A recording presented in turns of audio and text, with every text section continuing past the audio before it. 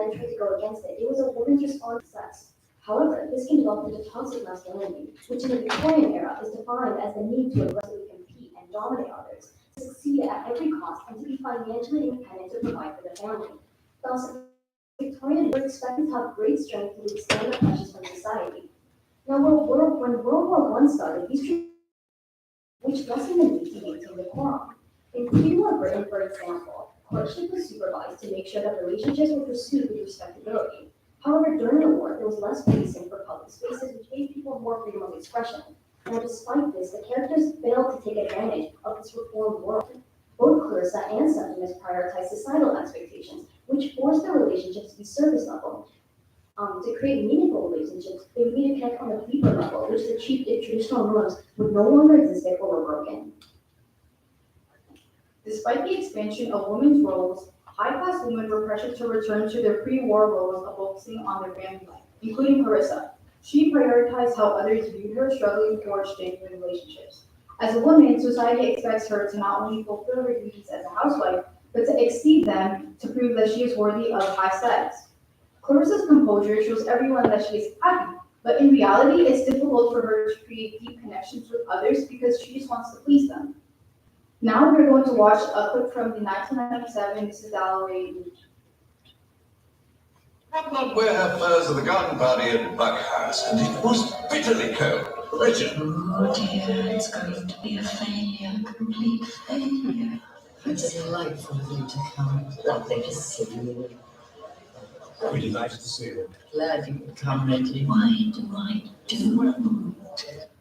Although we see that she seems delighted when greeting her guests, Clarissa thinks she has to throw these parties to fulfill her duties of supporting her husband, even if she didn't really want to. After the war, the upper classes attempted to return to normalcy by adapting to the societal changes. Unable to adapt, Clarissa couldn't express her genuine feelings, even to her own husband, Richard. Although their interactions are short and formal, Clarissa feels it gives her independence. Looking at this first quote, Clarissa believes that in a marriage, independence is necessary. Highlighting, for one would not part with it oneself, depicts how they wouldn't stay in the marriage willingly if it meant taking away their independence, which she enjoys. Although their relationship isn't close, she remains in the marriage because of the social and economic advantages it provides, including a little more freedom. But she had often said to him that she had been right not to marry Peter Walsh, which knowing Clarissa was obviously true. She wanted support. Not that she was weak, but she wanted support. Thinking about how her life would have been like with Peter, who she was closer with, Clarissa considers what society would say if she left Richard, the wealthier man, for Peter, a middle-class man, and realizes she probably would have been canceled by society. Although she had a deeper connection with Peter, Richard provided a secure lifestyle that many desired. Now that we have seen how the war impacted Clarissa Dalloway, I would like to bring our attention to Septimus Warren's myth, a male war veteran, and talk about how the war impacted him and his ability to build and maintain relationships with the people around him post-war. During the Victorian era, men were supposed to be taught to uphold their duties as the head of the household. Historian Peter Stearns notes in Girls, Boys, and Emotions that men were expected to use their emotions like anger to assert dominance in society. However, this task became difficult for him. Both described him as pale-faced with hazel eyes which had a look of apprehension, expressing how he had fallen from society and societal norm of what is expected of a man. This disconnect impacts his relationship with his wife Lucrezia. During the war, women assumed roles traditionally held by men. Historian Patricia Farron notes, by 1914, women occupied nearly 20% of clerical jobs. Yet after the war, Lucrezia is forced not only to manage domestic life, but to also assume the role of her husband and take care of him. When he sees visions of his dead friends, he goes through episodes where he feels like he's constantly being watched and condemned. She acts as his emotional support, allowing him to grip onto her hand of trench warfare, holding him back and moving on. Both fights, slipped. She had grown so thin, showing how the war had caused her relationship strain between Septimus and Lucrezia. Basically, in a society that is constantly trying to move forward and forget the war, Septimus is stuck remembering it. Post-war, many people wanted to build more genuine friendships. To simply put how both characters are struggling with the shift in regards to making friends, Clarissa is still holding on to the pre-war ideals by putting her marriage and the parents on a pedestal, while Septimus is struggling with making friends due to the emotional disconnect he is in post-war. Clarissa reminisces about a fond friendship she had when she was younger with a girl named Sally. At first, it appeared to be a playful girlhood bond, but it may have been more than just a friendship. Clarissa recalls a particular memory. Sally stopped, picked a flower, kissed her on the lips. The whole world might have turned upside down. That kiss represented a powerful and freeing emotion for Clarissa, something that defied the rigid norms of her society. It was exciting and even taboo for her timeline. Yet it's such a fond memory that she got to share, and a memory that she got to cherish with a friend. She has never shared such a passionate moment with even her husband.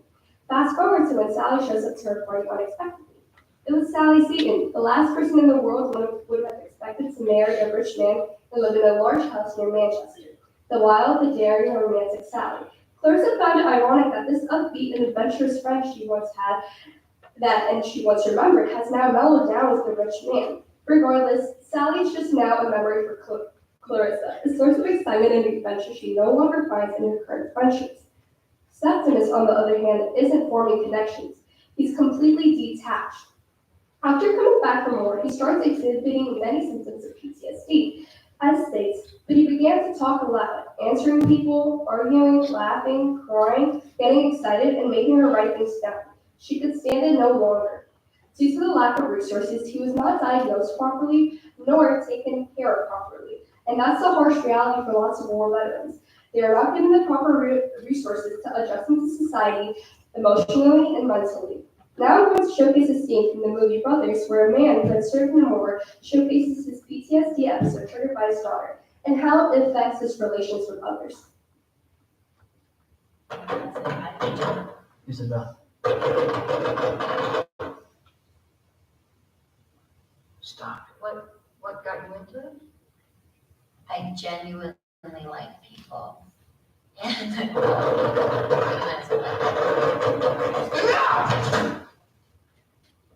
couldn't you just stay dead? Isabel. As you can see, an annoying balloon sound that people typically get irked by had triggered him completely due to his PTSD. Post-war, veterans come back with lots of emotional disconnect and just unregulated and unbalanced emotions which impact their relations with even their closest loved ones. This can hold them back from growing their genuine bonds. Overall, Mrs. Dalloway helps us understand how we may be imposters in our own society. During the pandemic especially, we could not perform our normal tasks. We couldn't interact with others when we wanted. Instead, we had technology help us maintain our relationship. Post-COVID, some had to surpass the others, making it easier for them to interact, while many were struggling. Like Clarissa and Septimus, we were trying our best to adjust and make everything feel normal. In the end, even though society changes, we should maintain our connections, especially when we feel like imposters ourselves, trying to blend in like Clarissa and among us. This is our work cited, and thank you for your attention.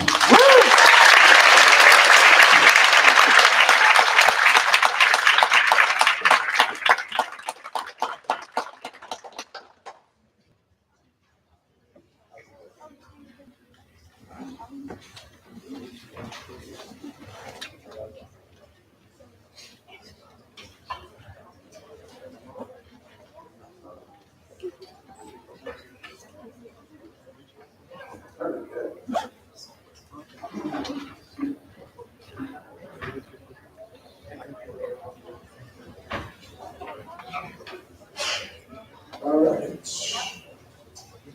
The next group is Megan, Sophia, and Rachel, presenting Where Are We?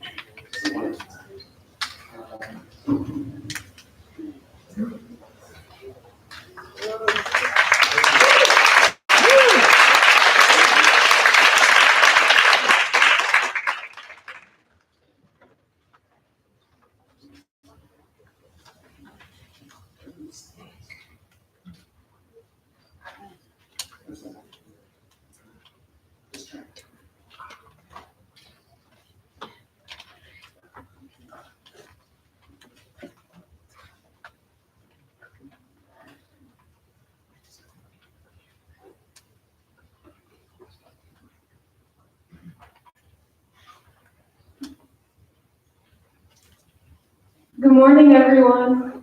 Good morning.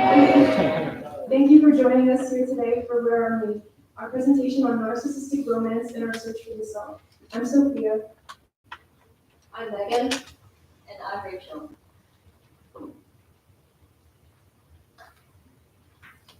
By a show of hands, how many of you believe you have a twin flame or soulmate out there?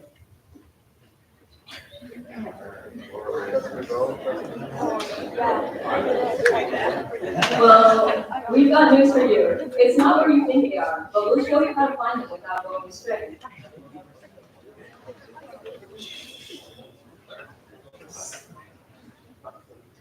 Today, we will discuss the relationship between Catherine and Heathcliff from Emily Bronte's Gothic novel Wuthering Heights, not Wuthering Waves. Their story encompasses the dangers and tragedy regarding obsession with the search for oneself to prove our thesis. All right, now moving on to the thesis statement we will be proving today. We state that the emotions spawned from a one-sided love, envy, frustration, and low self-worth culminate to the point when romantic attraction turns ugly and becomes driven by a selfish desire of fulfillment to cure the emptiness within ourselves. And now we will be presenting an overview of the main points we will be going over in this presentation today. So one, we'll be discussing mirrored selves, in which we define and analyze the term selfish selflessness. Two, parental attachment styles, in which we will analyze how Catherine and Heathcliff's respective upbringings affected their relationship in adulthood. And finally, we'll end by discussing the intricacies of unrequited love and synthesizing our points to hopefully make you think more deeply about why we yearn for our so-called twin flames. Being an extension of the concept of soulmates or twin flames, Catherine and Heathcliff love the version of themselves that is reflected within each other, precisely representing mirrored selves. They enable their desire to be one for the sake of idealism. Catherine loves the free and wild self that she has while being with Heathcliff. Meanwhile, Heathcliff wants to be accepted by others through Catherine's love. This concept parallels Eric and Christine from Phantom of the Opera, where Eric is able to live out his dreams through the socially accepted Christine, while Christine is able to hone her talents through the father figure that is Eric. The lines from the theme song, "I am the mask you wear, it's me they hear, your spirit and my voice in one combined," and exemplifies the single entity they view themselves as. The entire concept of mirrored selves can seem like an obsessive romance driven by selfish desire. The narcissistic tendency to love someone who quite literally reflects you is tempting. After all, who could ever love or understand you better than another version of yourself?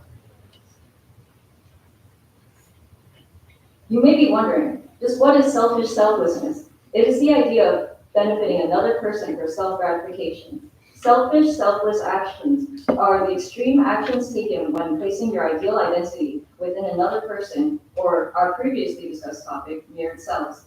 In Wuthering Heights, the pair acts selfishly to benefit each other, believing the other person is holding the key to their happiness. Unbeknownst to them, they instead hurt not only themselves, but everyone around them. They perpetuate a cycle of self-destruction that ultimately never allows them to reach that happy ending together. For instance, when Catherine chooses to marry Edward Linton, a wealthy elite, in order to gain control and status. In doing so, she believes she can aid Heathcliff to success as well.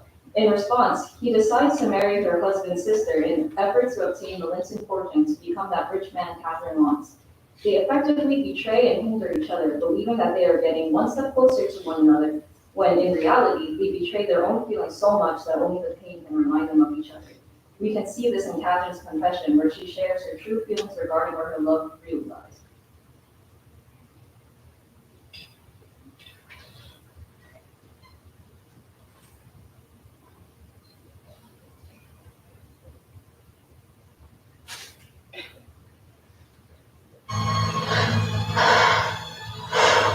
My love for Linton is like a foliage in the woods. Time will change it. As winter changes the trees.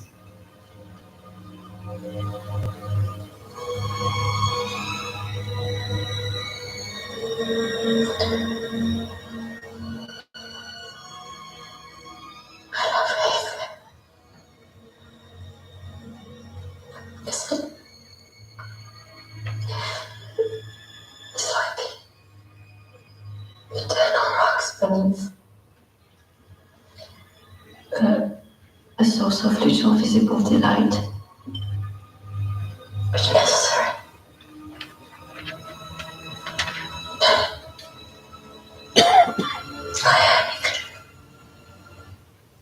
The line "I am Heathcliff" demonstrates the mirrored self-relationship that's spawned a harmful obsession that will ultimately lead to the tragic events of Wuthering Heights.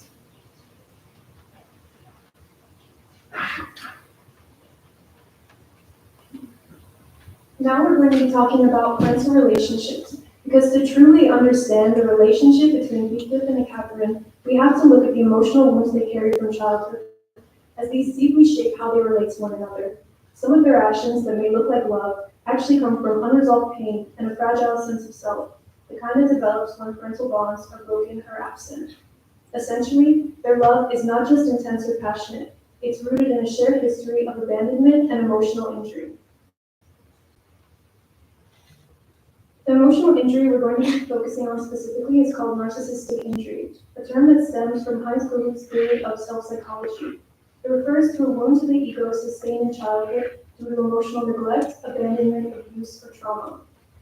For our characters in Wuthering Heights, we can see this injury manifest due to emotional neglect. For Catherine, after her mother dies, Nellie steps in as caregiver and a maternal figure, but is emotionally absent.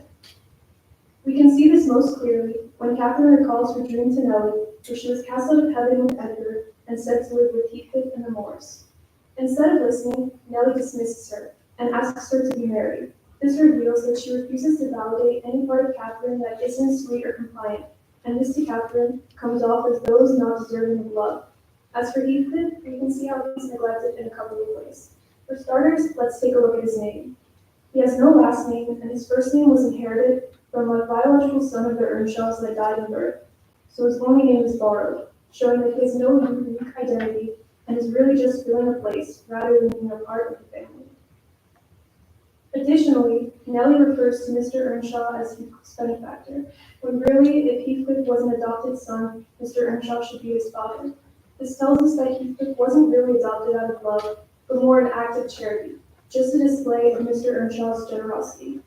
And once Mr. Earnshaw dies, Heathcliff is basically discarded and sent to be a servant, completely excluded from the family he was supposedly brought into. Children injured by neglect or emotional absence often search for love in the wrong places. They seek love not for connection, but to reclaim a fragmented self, a self that was never fully seen or cared for. In Catherine's case, Nellie often withholds affection or invalidates Catherine's emotional distress. As a result, she creates a fractured identity as she learns to reject the deeper and more complex parts of herself. This is what leads her to reject Heathcliff.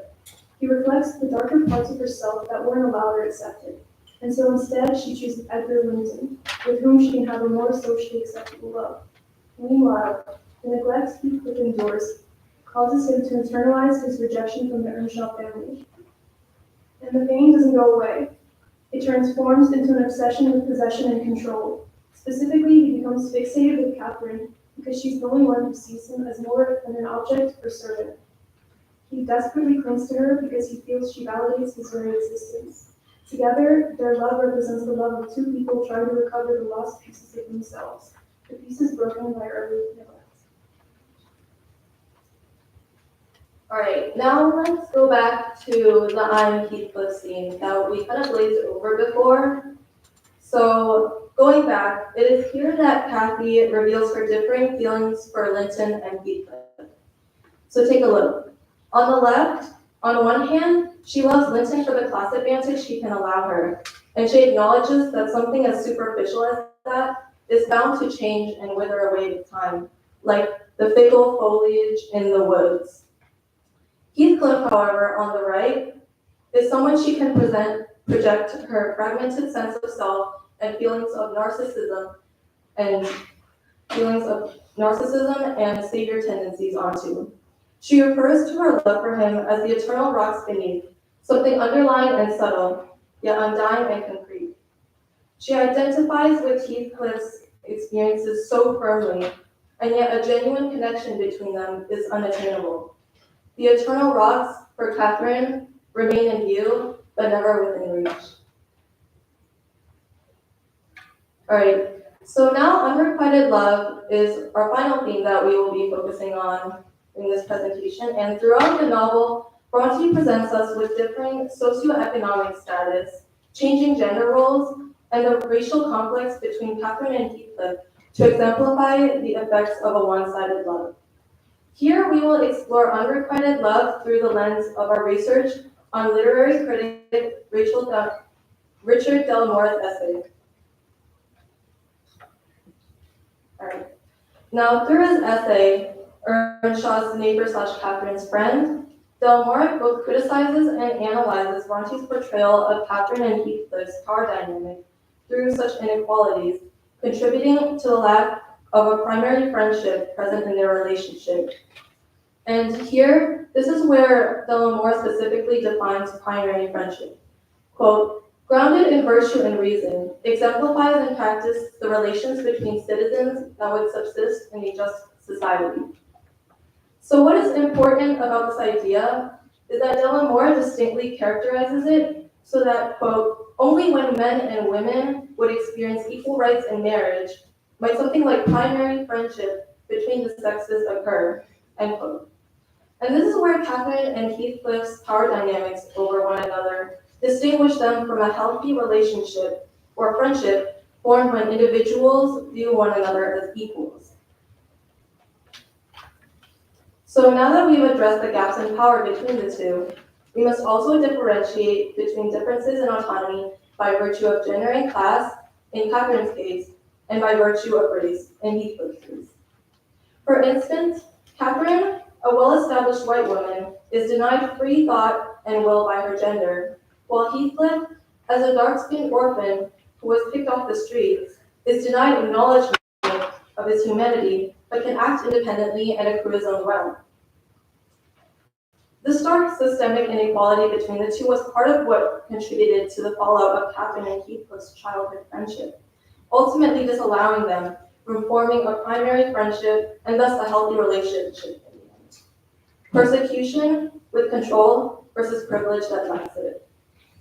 In essence, unrequited love was the final nail in the coffin for Catherine and Heathcliff's relationship, putting on full display their narcissistic yearning for one another. All right, now let's retrace our steps back to the first question we asked about twin flames. By investigating the true nature of Catherine and Heathcliff's relationship, we find that the person we were searching for all this time was actually our idealized version of ourselves. We strive to perfect our own forms through another person, not realizing that we're mistaking love for our obsession with filling what we lack with this ideal sense of self. And now, what seems like destiny is revealed to be more reflective of our fragmented identity.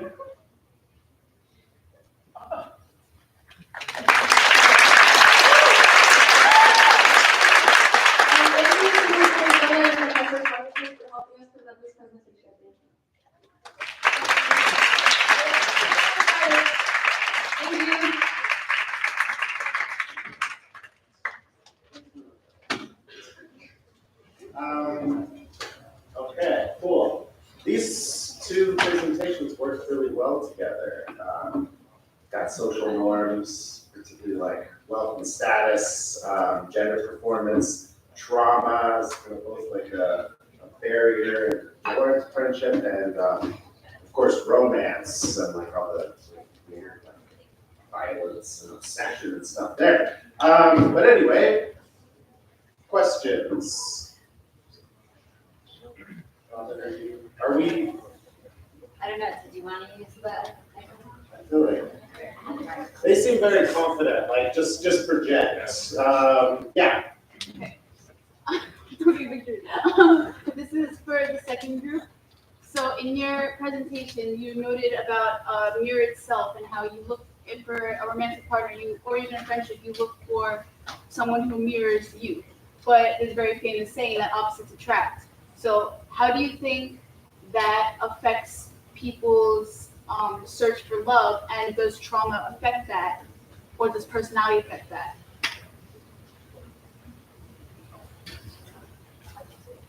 So actually throughout a research article we were looking at, it wasn't mentioned explicitly in our slide, but there was a study done that showed that people like unknowingly they choose people that reflect themselves, like traits. So people choose traits that match themselves. That was basically what it said. So, and then when people choose partners that like are opposite of theirs, like themselves, those relationships don't really work out. We have a question for this. Oh, yeah. So during the keynote presentation yesterday, and as you guys mentioned in your presentation, it was mentioned how we define and discover ourselves through others, trying to fill the parts of ourselves that we lack.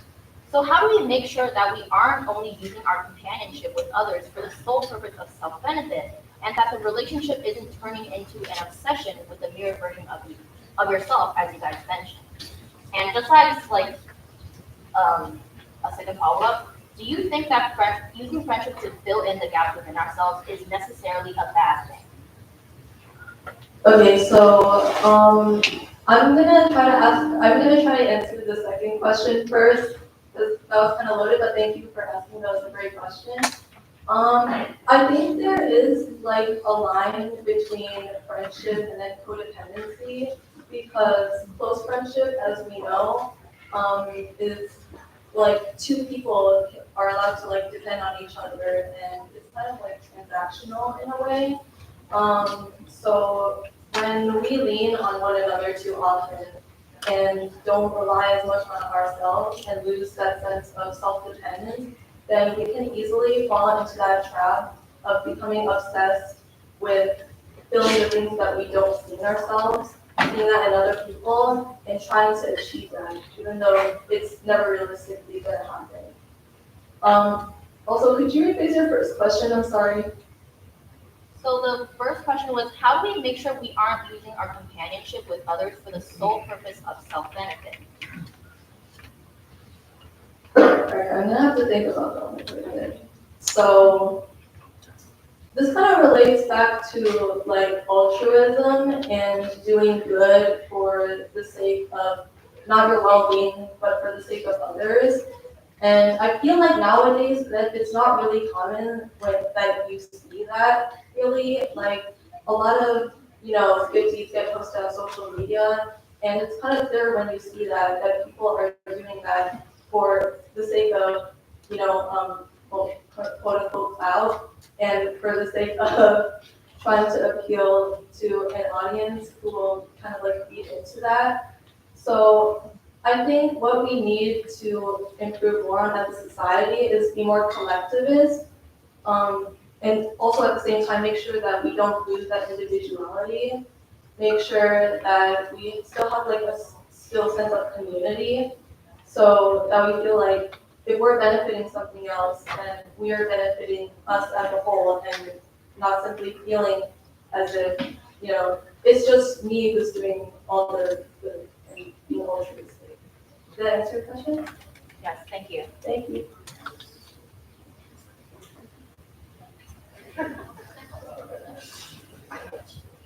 Other questions? Do we have a question for the other group?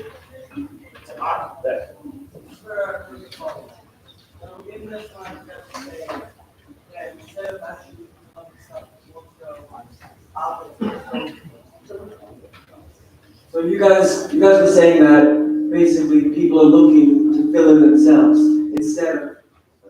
instead of love.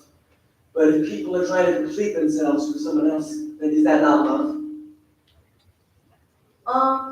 So I think it can still be love if you see some parts of yourself in another person and you want to,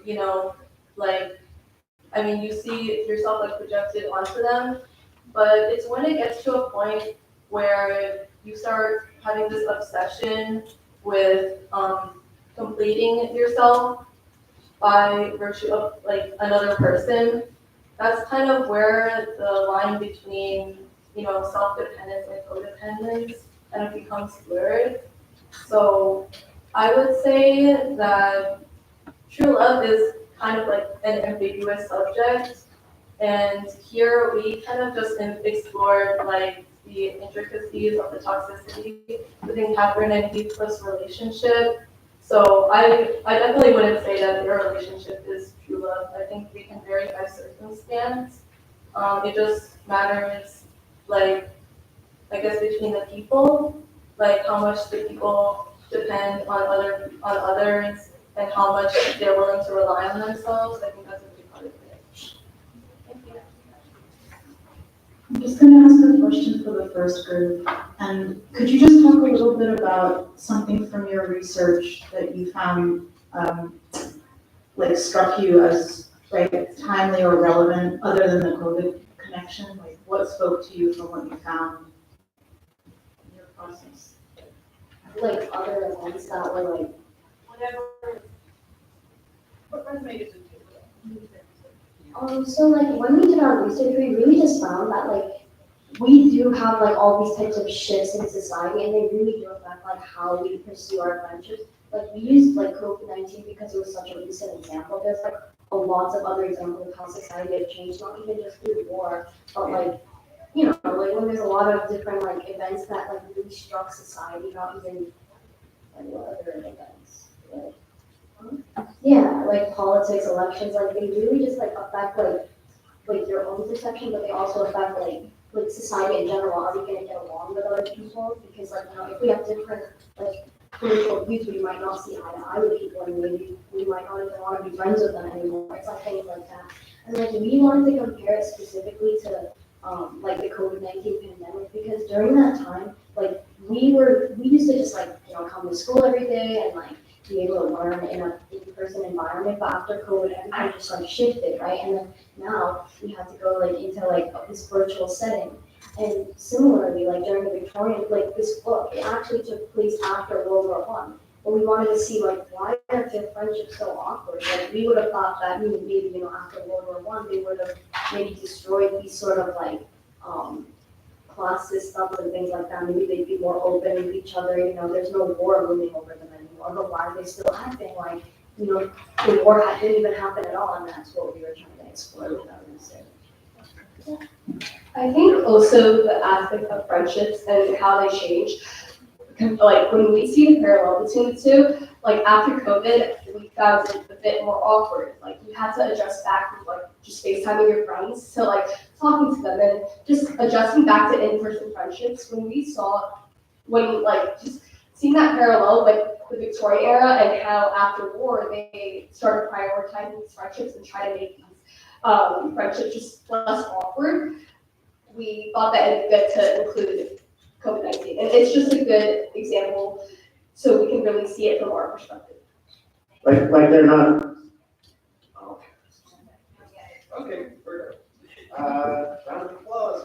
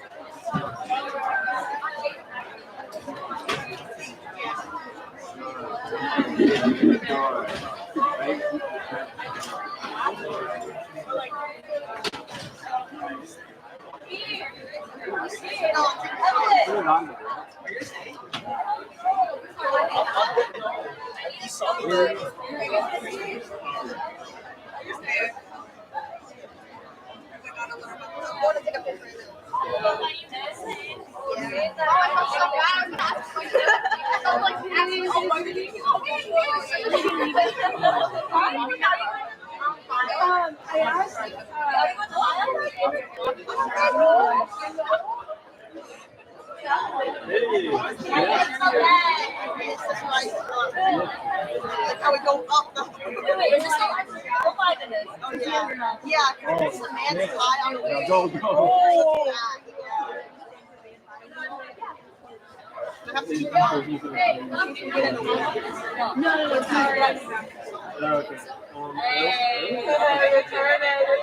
I like it. Yeah, I like the color. It's the same thing, but I bought it like if she needed a car, maybe a long ride. But it's in there as a hat.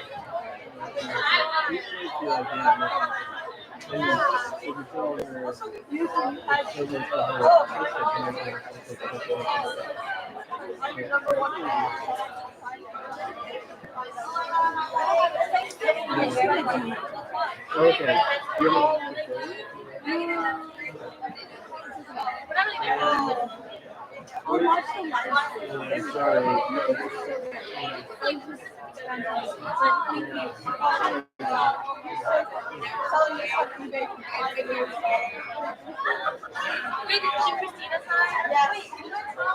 Telling that one from Christina came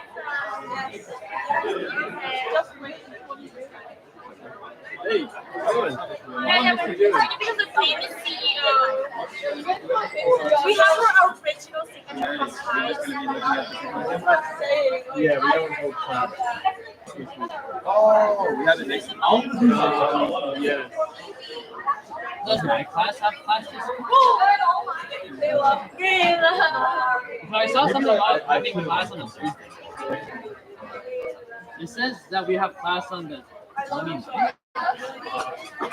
On the I don't know. Maybe there's like a picnic or something.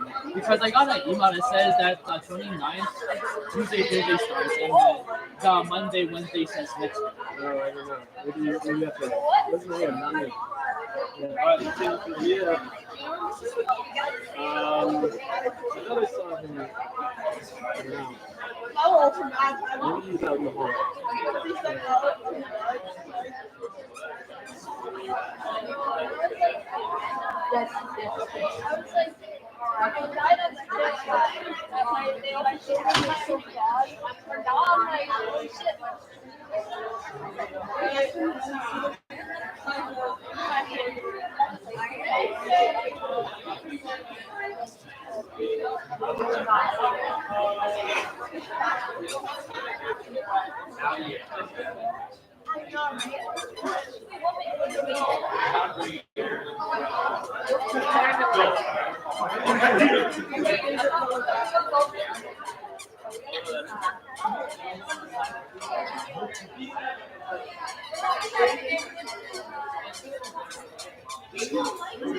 Probably will have to go with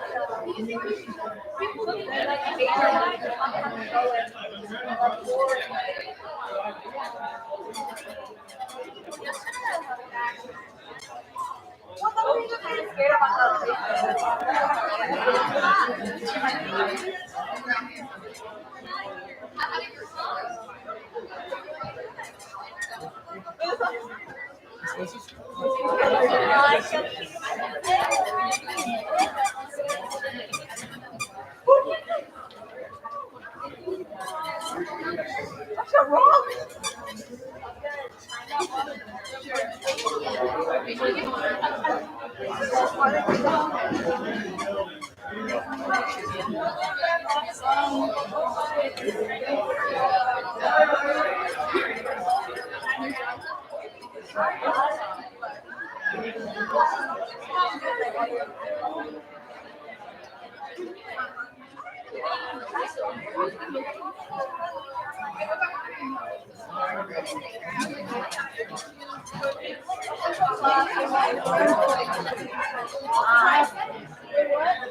Your excuse. Unless you send it today.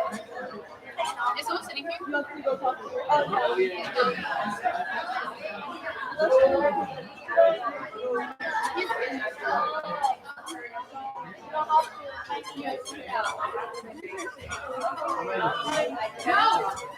I should be ready, so I'm trying to do it.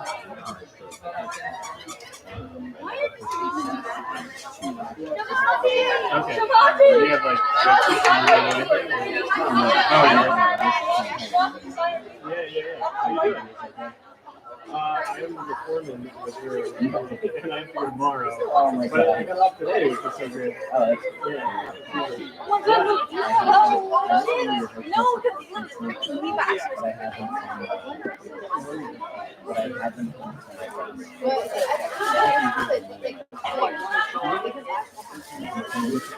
How was that with asking us guys?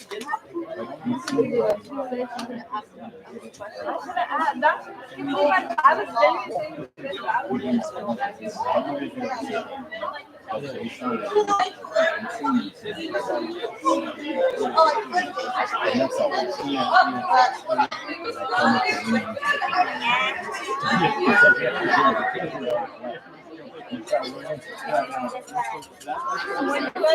genuinely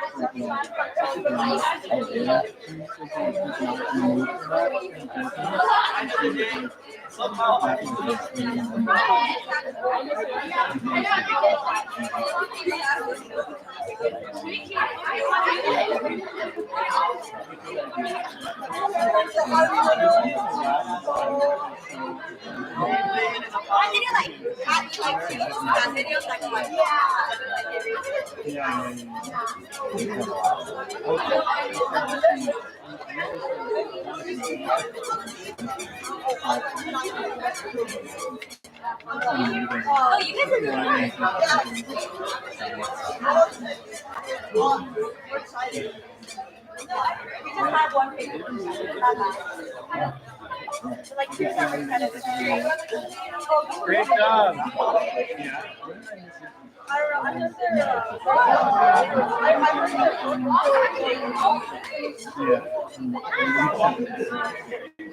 Great job.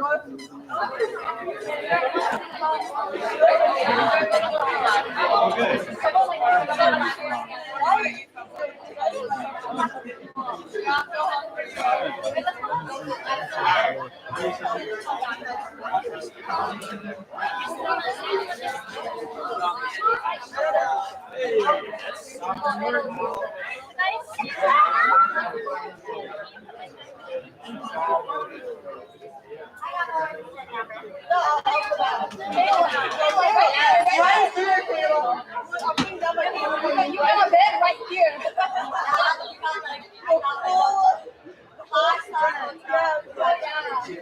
I don't like that. Oh, right here. I'll take off my hoodie. I have a jacket right here. Like, boom, guy. Get out. Yeah, time to get out. I love you. The vibes that I get. We don't know. He did post jump juice. I'm not a wait, I have posted your mom. I don't have no money. I'm broke. I only got $11 left, bro.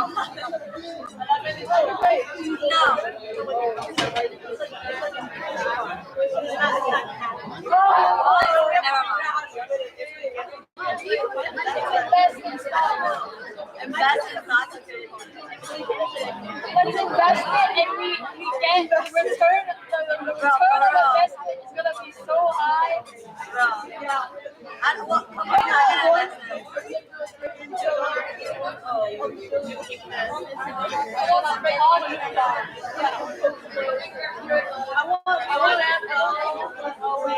you're gonna take macro and micro production. You're gonna invest. We're not. They are no money. They're having it. I'm not paying it that bad.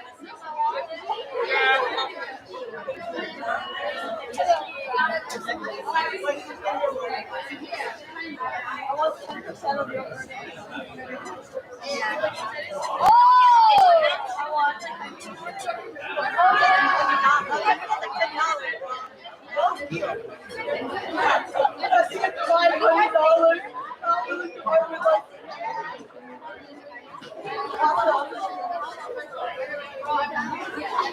Oh no, I was thinking oh yeah. No. 5% in your hair. I see how it's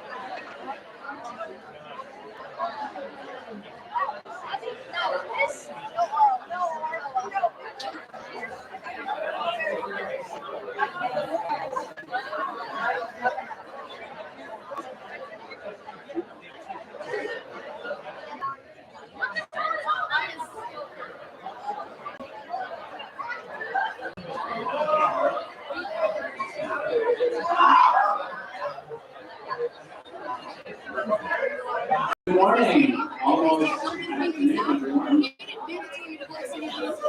We're going to get started, so you can pull out a handy note-taking device because our panelists will be taking questions after they present their research. Welcome, probably to some of you, welcome again to the 11th annual THHS Humanities Symposium. This year's theme is Ethics and Aesthetics of Friendship. Who am I? My name is Professor Norton. I teach at Queens College, used to teach some of these symposia, and I like to consider myself a friend. Sounds ignorant. You don't have to laugh. We are going to get started with what will be our second to last presentation. Please do take notes. One of the important things about a symposia like this, whether it is here or a symposia that your professors like myself would go to, is that it is an opportunity for exchange. Question and answer, debate, questioning, interrogation. That's how we really get to the heart of some of this stuff. We have two great groups for you today. I'll introduce them both, and then we'll watch them both, and we'll save questions for the end. First, we have Sumaya Chowdhury, Amal Marabuko, and Yara Hassan with It's All Gravy, Indulgence, Power, and Emotional Currency in Great Expectation. Following them will be Kenan Ho, Nurjana Paul, and Anton Rudd with Empaths, Outcasts, and the American Dream, the Evolution of Friendships Since the Gilded Age. Let's give both groups a preliminary round of applause. And I welcome our first speaker.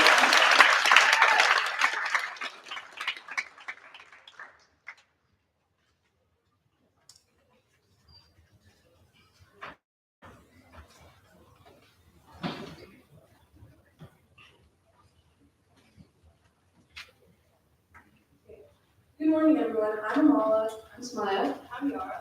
Today we'll be exploring a surprising yet powerful symbol in great expectation. It's all great. Indulgence, power, and emotional currency, great expectations. But first, let's start with the familiar scene for the movie Crush.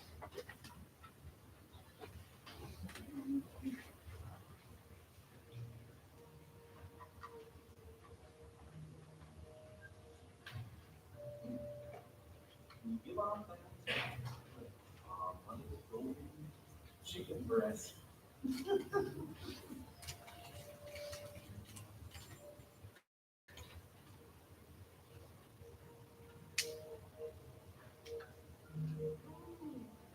chicken is cold. Hungry, aren't you? I'm afraid or you'll come to the gravy train. Choo choo.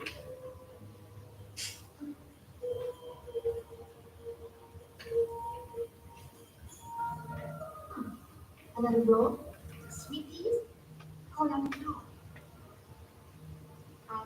No joke. Of course. Any request? Mango milkshake?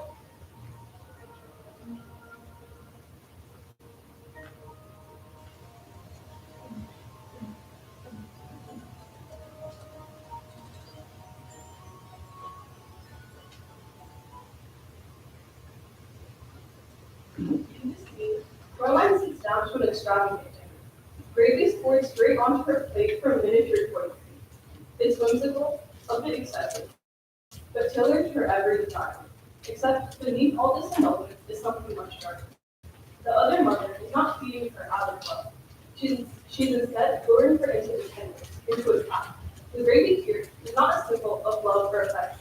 Instead, it's being used to control and power. We see a similar pattern in Great Expectations. Pip is showered with gifts, money, the promise of upward mobility. The story follows Pip, a poor orphan raised by his harsh sister and her kind-hearted husband Joe. When Pip mysteriously receives money and a chance to become a gentleman in London, he assumes he's been chosen, rewarded for being special. But like Coraline, Pip doesn't see the hidden cost of this generosity. Behind every gift is someone pulling the strings. It's social and emotional gravy, offered by people who either adore him or want to control him. And like Coraline, he doesn't realize it until it's too late. Now, you guys may be asking, what do you mean by gravy? In both modern idioms and in Great Expectations, gravy represents more than just a sauce. You often hear phrases like, that's just gravy or the gravy train, which often implies bonuses, benefits, or other things such as luxuries, with hidden meanings and consequences. However, in Dickens's world, he often uses metaphors such as gravy to explain social currency that shape the love, control, and relationships and expectations that form in Great Expectations. This leads us to our thesis. In Great Expectations, gravy symbolizes more than just food. It becomes a powerful metaphor for guilt, control, and emotional currency. Whether served warm with affection or served out cold with silent judgment, gravy reflects the dynamics of power between the giver and the receiver, and it helps shape Pip's identity, his pride, and his eventual downfall. In this presentation, we'll begin by analyzing Joe's gravy at two moments. One where his kindness comforts Pip, and one where his quiet actions teach Pip a moral lesson.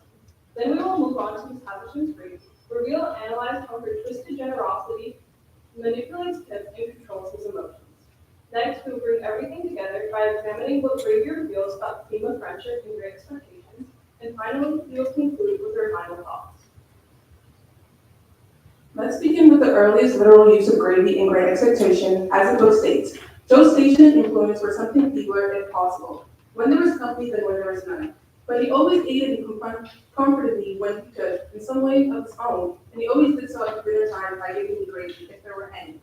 There being plenty of gravy today, Joan spooned into my plate at this point about half a pint. For some context, we're seeing the early Christmas childhood dinner of Pip, where he's surrounded by critical and uptight adults. There's tension and perceived social inferiority with his bad behavior. But then there's Joe Gargery, quiet, gentle Joe. In the midst of all this chaos, Joe reaches across the Pip and sprinkles a bit of gravy onto his plate. This scene is deeply symbolic as it represents emotional gravy. As scholar Kate Foot writes, Dickens uses food to reflect moral temperature, and in this case, Joe's gravy is warmth, protection, and silent resistance to cruelty. But we also discussed in our group, Joe's constant giving, whether emotional or financial, may also reflect a kind of overindulgence. He gives without asking questions, and this blind generosity teaches Pip something dangerous, that he will always be rescued. In this way, gravy becomes a kind of emotional entitlement, so it's something Pip learns to expect. And when expectations replace gratitude, love becomes invisible. But Joe's gravy doesn't always come warm. Near the end of the novel, Pip's life collapsed. He's bankrupt, broken, and alone. And who returns to care for him? Joe. When Joe returns, he does something extraordinary. He pays off all of Pip's debts, no questions asked, no need for gratitude. This is the act of gravy in this scene. But this time, Joe's actions feel different. This isn't the warm, indulgent gravy Joe once gave Pip during that Christmas dinner. This is a different kind of gravy, one that carries weight, humility, and consequence. Instead, it's Joe's quiet loyalty that becomes the lesson, a kind of moral gravy that nourishes Pip's character and reshapes his values. Joe's generosity here forces Pip to confront everything he once rejected, his values, his morals, and especially himself. Joe's exit forces Pip to reflect. And in that moment, Joe becomes more than just a loving figure. He becomes a silent teacher. For repaying Pip's debt, Joe highlights the emptiness of Pip's social ambitions. The man Pip once felt ashamed of was covering for him, emotionally and financially. As John Jordan notes in his study of Dickens and death, the quote here, redemption in Dickens often comes not through confrontation, but through quiet acts of grace that cannot be repaid. Joe's final gesture shows power, not weakness. It's a kindness, but also a mirror. Now let's look at Miss Havisham. Unlike Joe, Miss Havisham's gravy is never unconditional. Her gifts, such as acts of termination, the illusion of support and affection, are all calculated. Pip believes that she is his benefactor, but that belief is carefully orchestrated. She feeds him emotionally, but it's not out of love. It's part of her long-planned revenge against all men. As literary critic Hilary Spore writes, Miss Havisham's wealth becomes a weapon, a replacement for feeling that's been fossilized into transaction. She performs generosity, but it's fake and empty. It's cold greed. Even Estella, whom she raises as a weapon, is taught that love is a tool, not an emotion. Pip becomes addicted to this world of beautiful decay. He's groomed to think that wealth equals worth. Miss Havisham's gravy looks refined, but it's toxic. It blinds Pip to his true roots and fills him with false hope. And in the end, it's this false gravy, the disguised manipulation, that nearly burns. The relationship between Joe and Pip in Great Expectations reveals how true friendship can often go unrecognized until it's lost. As scholars such as Usby, Yang, and Murakami state, Joe's quiet acts of care, often overlooked by Pip in his youth, are later understood as expressions of deep loyalty and unconditional support. Joe represents a friend who asks for nothing in return yet gives everything: time, patience, and unconditional support. Pip's journey from embarrassment to appreciation mirrors a universal truth. Sometimes we grow apart from the people who love us most in search of looking for something else. And when we finally look back, we realize they were the ones that shaped us. In the end, Pip comes to understand that true friendship, like Joe's quiet, unconditional care, isn't loud or flashy, but deeply nourishing, like the gravy that sustains rather than entraps. In contrast, Miss Havisham's form of emotional generosity masquerades as friendship, but is ultimately hollow, driven by control rather than connection. Through these relationships, Dickens reveals that real friendship is rooted not in wealth or manipulation, but in loyalty, humility, and love.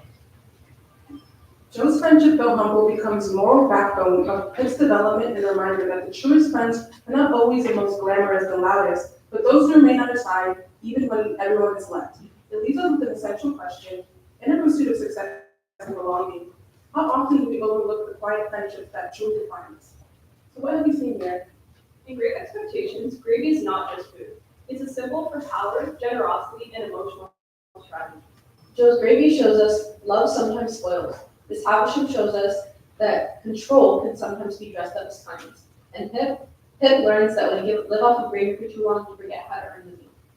The metaphor in Coraline reminds us, indulgence can feel sweet, but it can also be a trap. And as you think about your own life, we encourage you to ask, when is generosity real, and when is it just a means of control? Thank you. Thank you.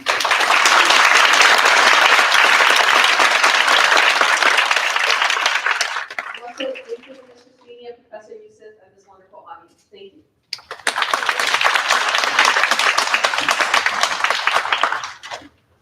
Excellent. Let's, without further delay, have our second group come and present to us on the ability. Yes, since the village.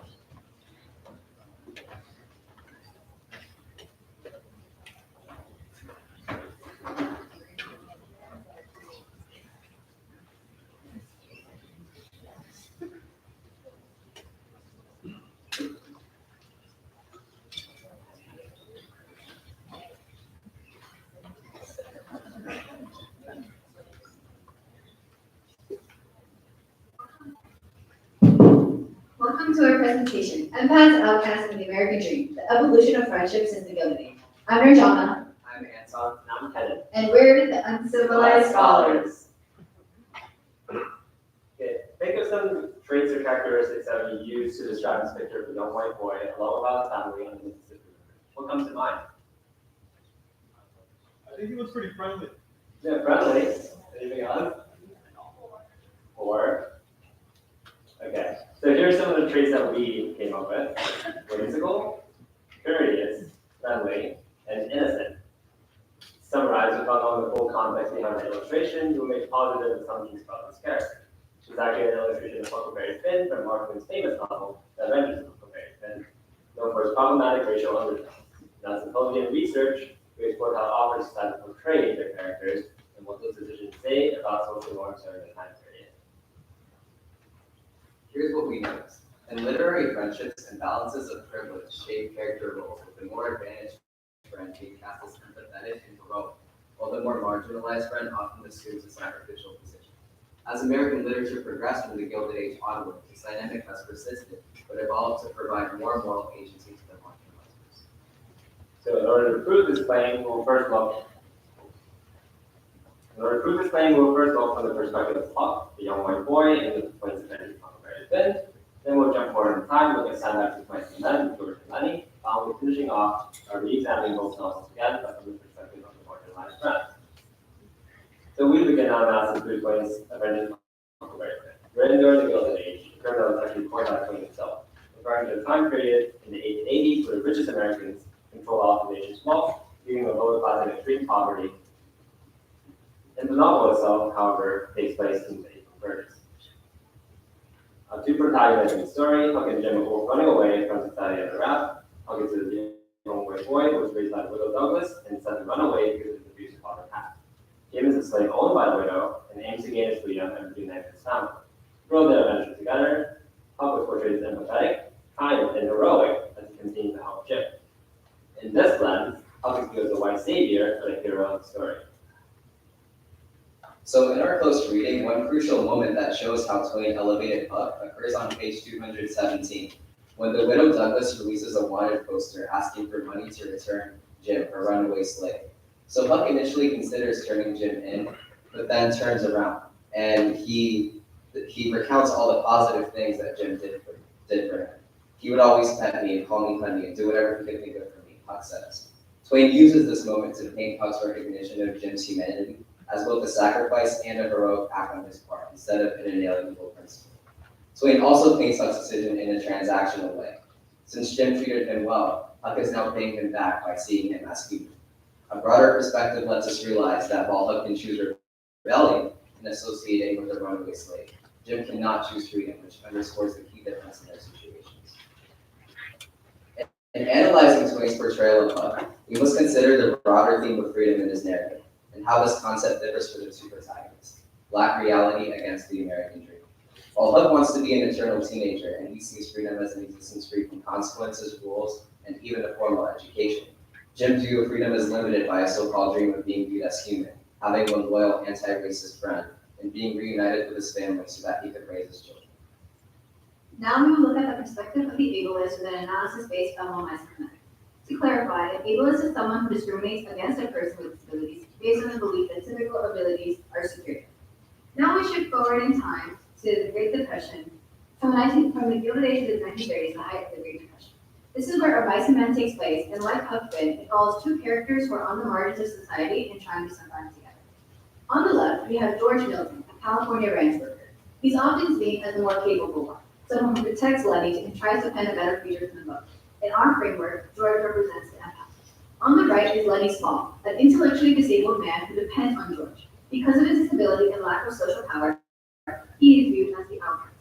Like Huck and Jim, George and Lenny share a deep bond, but as we'll explore in the next slides, their friendship is shaped by power imbalances. And ultimately, Lenny's role as the outcast allows George to become a more heroic figure. Notice how the gap between them isn't as wide as the gap between Huck and Jim. However, the imbalance still exists. In this moment, George is about to shoot Lenny. Lenny accidentally killed Curly's wife, and now a mob is coming to lynch him. George knows that if they find Lenny, it'll be brutal, so he decides to take matters into his own hands. He tells Lenny he's not mad, I ain't never been mad, I ain't now, and then shoots him in the back of the head while Lenny's imagining their dream. This is framed as a tragic but noble act. George becomes the one who suffers emotionally, and we're meant to see him as selfless and strong for doing what he had to do. But this also shifts the emotional center of the scene onto George. Lenny, the disabled marginalized character, is removed from the narrative so that George can be humanized. It's a key example of how the outcast death is used to make the empath look heroic. George and Lenny are both dreaming of the same thing, a place to call home where they can be safe, stable, and free. But because George is more socially acceptable, able-bodied, mentally stable, and white, his version of the dream is framed as realistic. He wants to work the land, be his own boss, and have dignity. Lenny wants the same thing, but through a different lens. He wants companionship, a sense of safety, and tense surroundings. His dream is emotional, innocent, but society sees it as naive or even dangerous. This contrast shows how the American dream isn't equally accessible to all.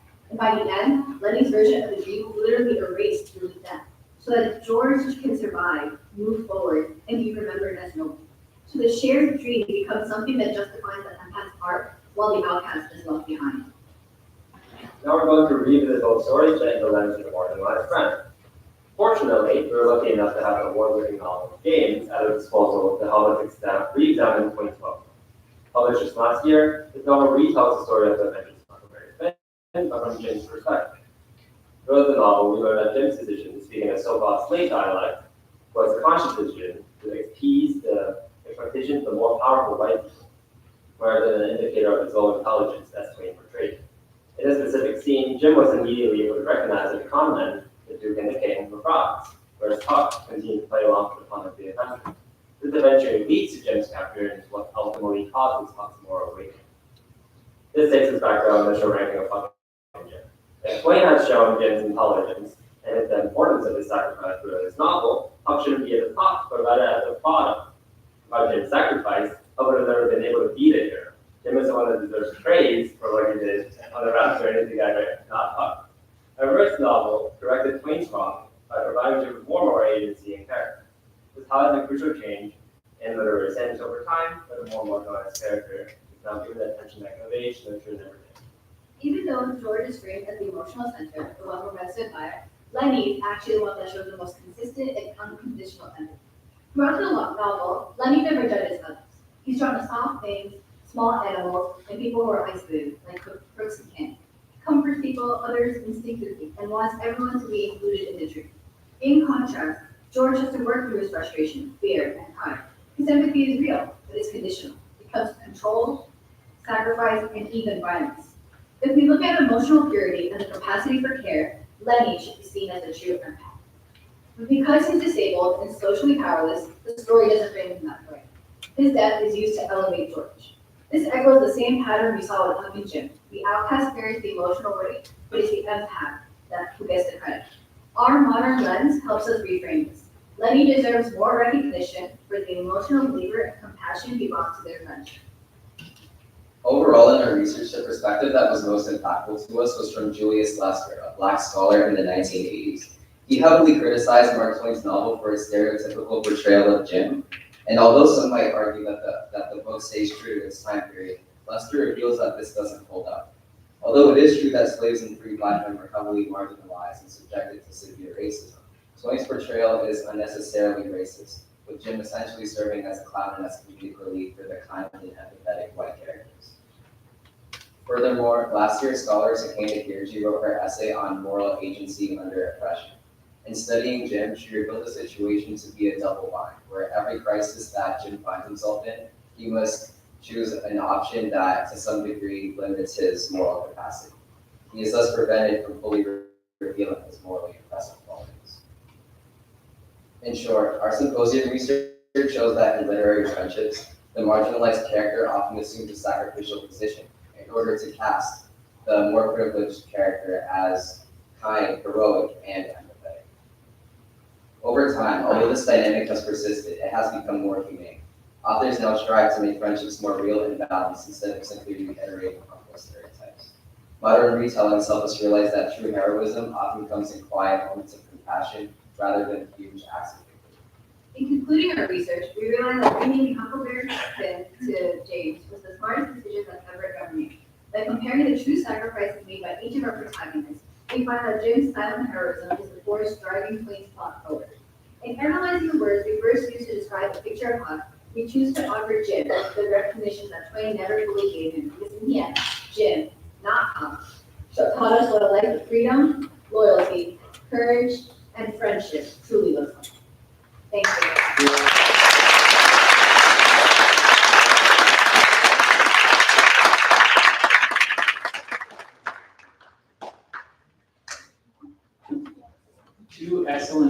presentations, and we have, let's see, about 5 to 7 minutes for some questions. We can take 3 or 4 questions. Who would like to start us? I see a hand up in the right there, and then we'll come to you next. Yeah. This is for the first group. So, what made you guys think of the idea of like grading the focus on specifically? So the question for anyone who couldn't hear, what made you focus on grading? So, basically, when we were beginning this project, Mr. Sweeney came up with a couple of examples we could use as inspiration. And one of the examples was lemon candy. And it was like this romance between these 2 characters, and lemon candy was the way they exchanged, I guess, love, sort of. So, my mind just immediately went to food. So throughout the text, I was scanning it, and in the first couple of chapters, we came across that gravy scene, and it just seemed so perfect because it was food, and it was also connecting these 2 characters through not verbal but physical, like I guess communication. So that's how. We had a hand up over here as well. My question for the second group. So, in your presentation, you talked about the sacrificial film from the conversation of my and graduation. All the way add more details about how the film has evolved between these 2 groups and it's still Okay, so the question is about the evolution of that sacrificial trope that you noted in your 2 examples. Yeah, so during the Gilded Age, this was a time period that was right after the Civil War, like right after the Reconstruction era. And so, given that that was right in the middle of the Jim Crow era, essentially there was a lot more inequality during that time period, which led the stroke to be exacerbated. And then during the Great Depression, because there was a severe economic crisis, right? Essentially, people had to be more communal in order to survive, which led the stroke of sacrificial figures to decrease because people needed to rely on each other. And so the issue of marginalization and just simply disregarding someone was not as profound. And then today, obviously, given the Civil Rights Act and other advancements, this trope still persists, but it's not as profoundly stereotypical as it was during the Gilded Age. So one hand here, and then I'll come to you as well. So yeah, I noticed you guys were talking a lot about like racial stereotypes and discrimination in the book. So I was just wondering, do you guys have any prominent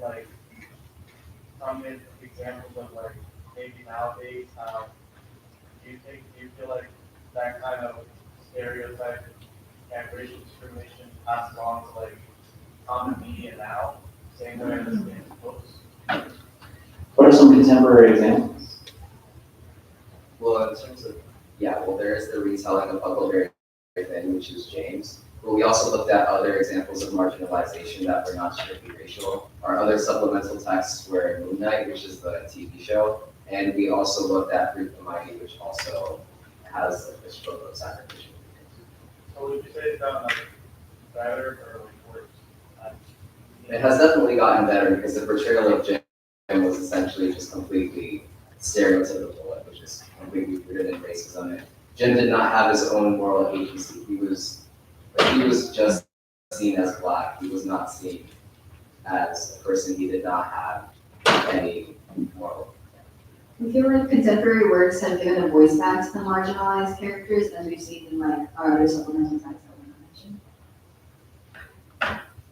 Okay, great. Thank you. We had a question here as well.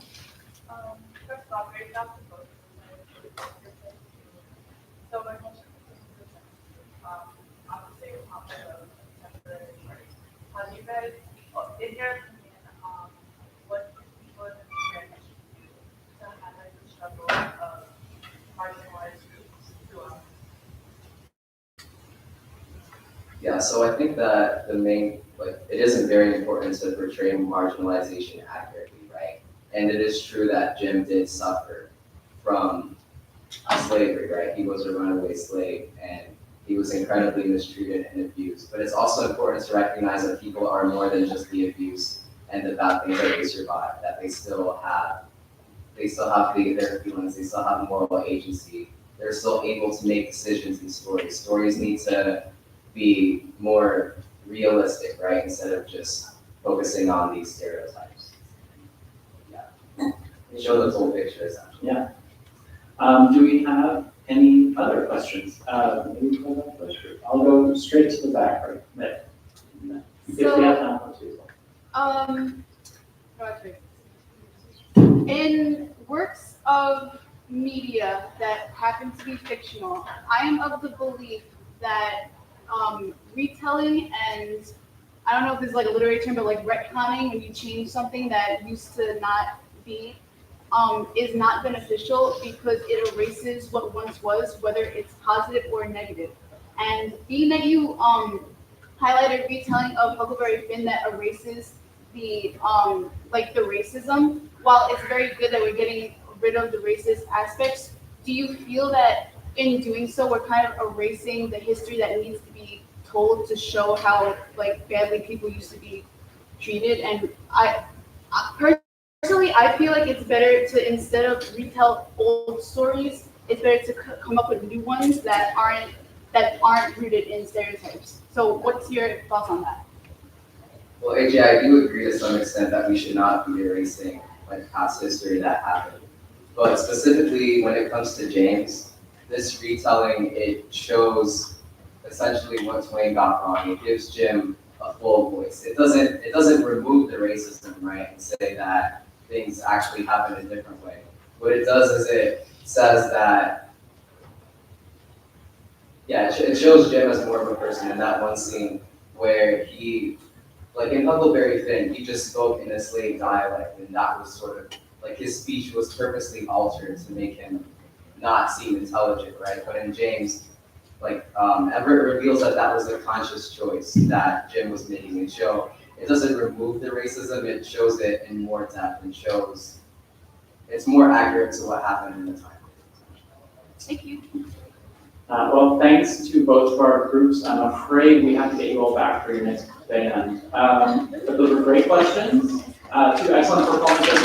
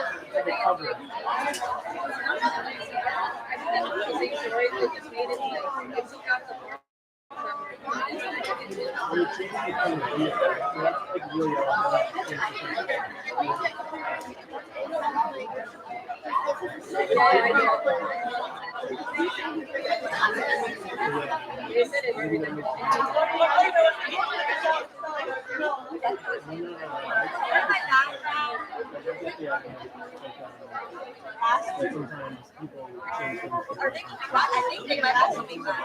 I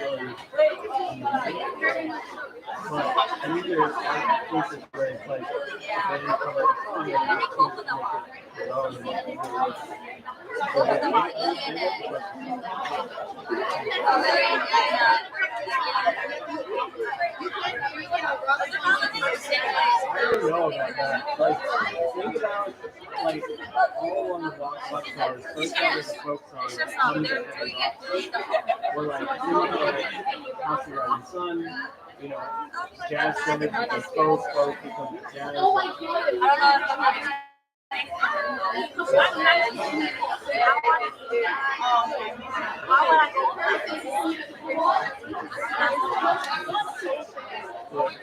don't know. There are some covers, I think that there is some of those there's beliefs that sound super like themselves, but it doesn't make sense to cover. But then there are bands where it makes sense to cover them. Right, yeah. Or like, I saw like a pop punk band cover Britney Spears, which is amazing. And I was like, that makes sense to me. Like Britney Spears could be covered. Or she did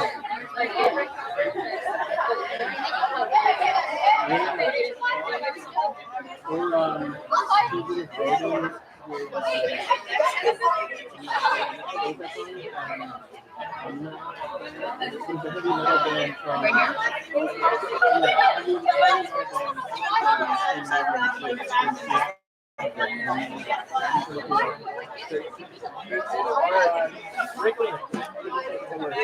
You're gonna be amazing. Break a leg. I'm so excited. Hello. What? Do you approve of the funky outfit?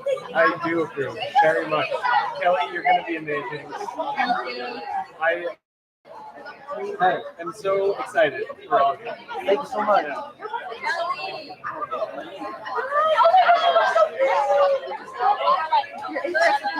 Yeah. Spencer, how you feeling? I don't know. You look great. Thank you. Yeah.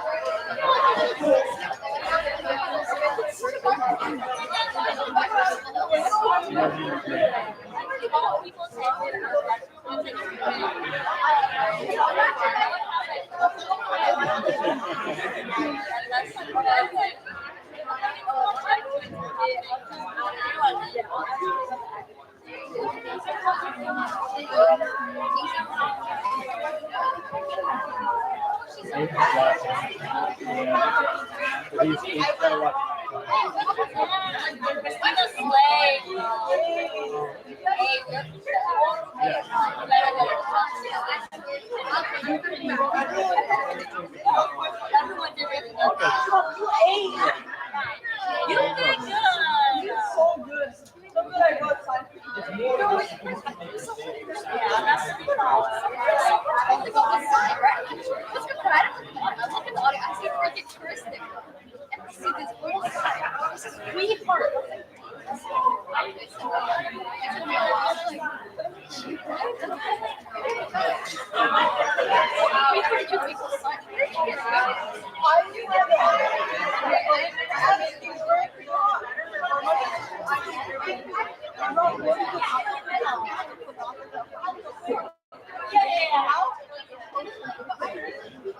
Just for you guys.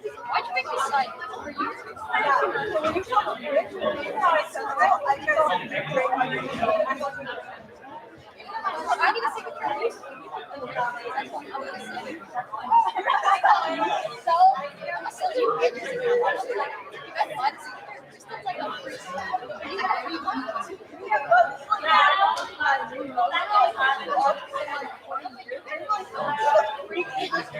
And then you're gonna send me my signature. If you sign like,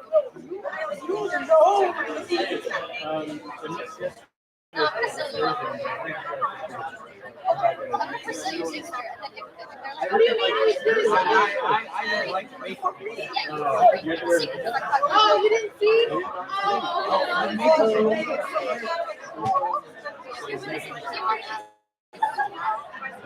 Oh my God. You look Did you put it in your eyes? So you can take that.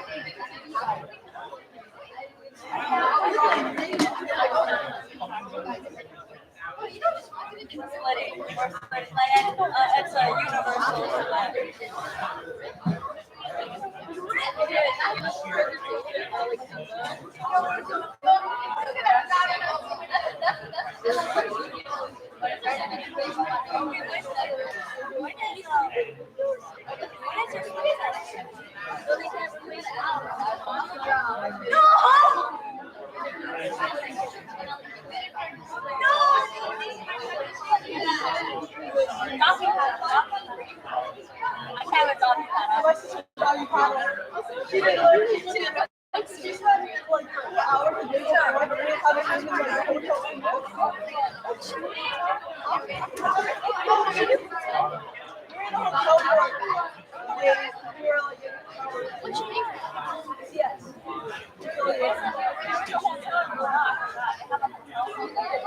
dad told me to do it.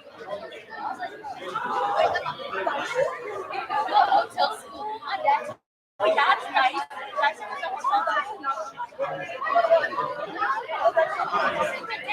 I didn't know that because I told me that that's nice and I was like, interesting. It was alright.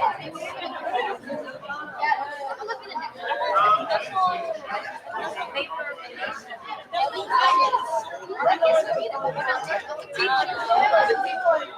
I suffer every day out of my library.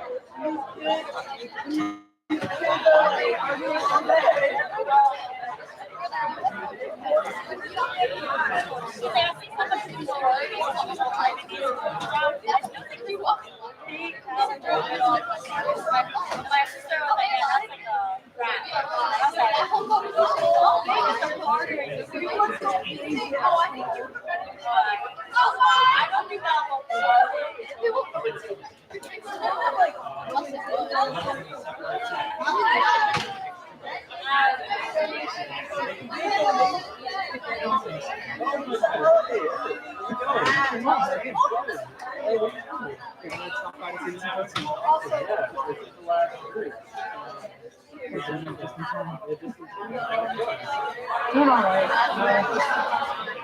Oh, it's awesome.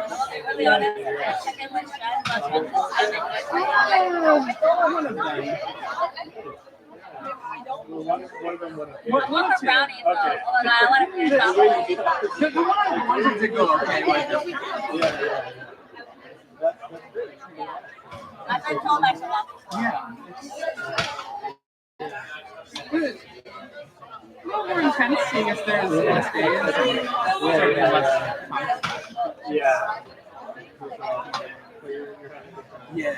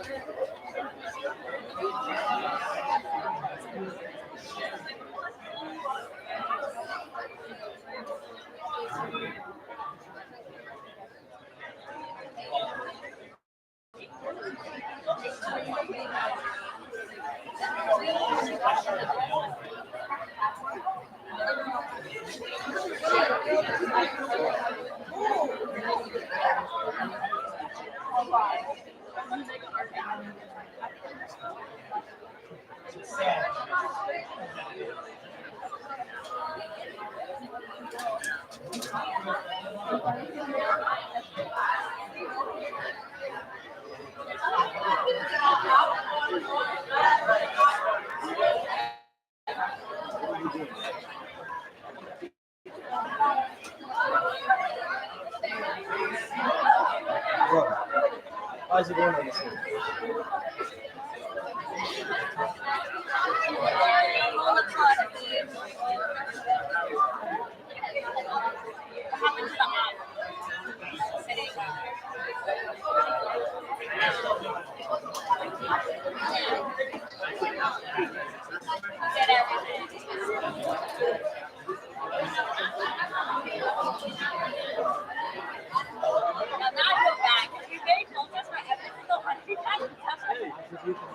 It's actually very nice.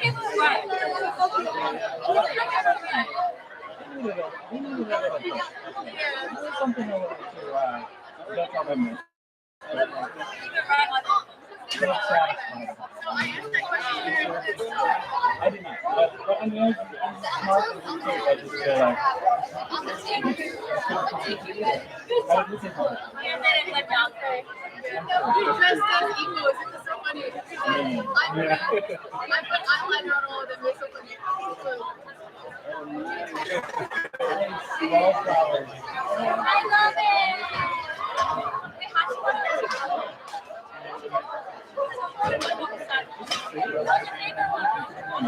Yeah, exactly.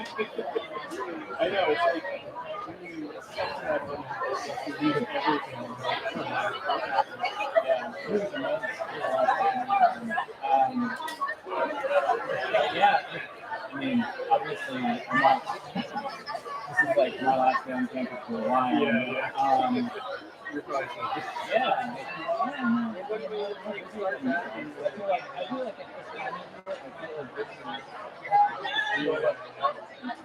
like carrying my laptop around. Yeah. Like I guess it's something with a physical and like the preparation takes a lot out of it. Oh yeah.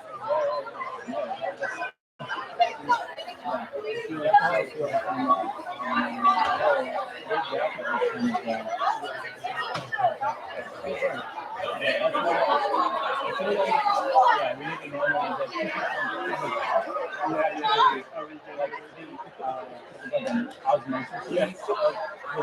It's so good. Yeah. And it's like stopping for me because I was like, what am I going to do with that time? I should do summer school. And I'm like, wait, I will sleep in and play. Like, it's really, I think if you don't spend the summer doing that, you'll never do it. You don't have much to do with it. Exactly. You know? Yeah. It's funny to do that, like, reading.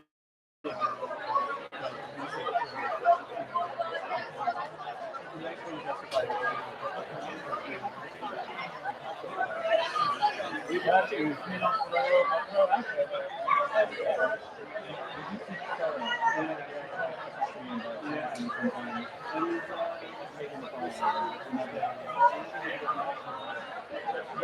there.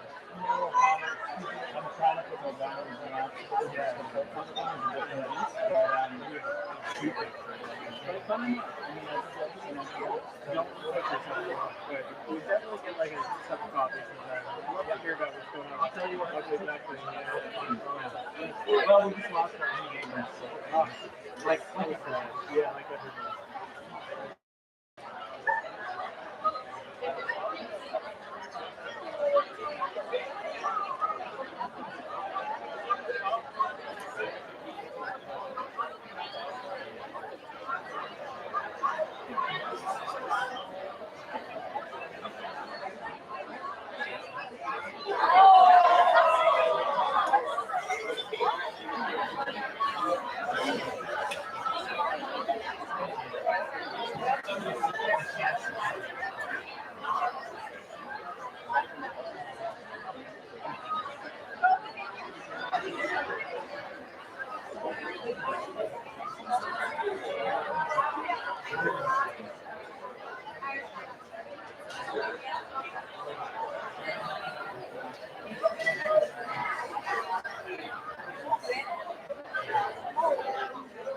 afternoon, everyone, and welcome. Take a minute, find your seat, we're gonna get started very soon.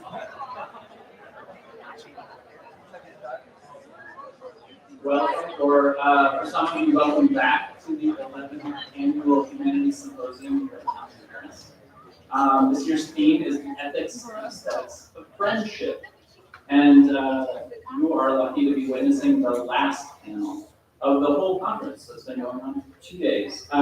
We have two great groups talking about some pretty radical texts, and I mean that word sincerely. And the way this will go is hopefully, I see a lot of you have writing utensils out, which is great. We'll have time at the end for some questions and answers, which, although it might seem like a tack on, is actually a really important part of what these symposiums are all about. Who am I? My name is Lee Norton, Professor Norton. I teach at Queens College. I used to teach alongside some of your high school instructors in the Humanities program, so this is a place that is near and dear to my heart. And I'm really privileged to be back to witness these two final presentations of the symposium. We'll have both groups present, and then we'll have time at the end for questions and answers for both groups at the same time. So save your questions, but don't save your applause. Starting us off will be Jaleesa Larandaria, Andrew Leonard, and Allison Mejia with Boys Don't Cry, the Depth of Friendship Through Talk.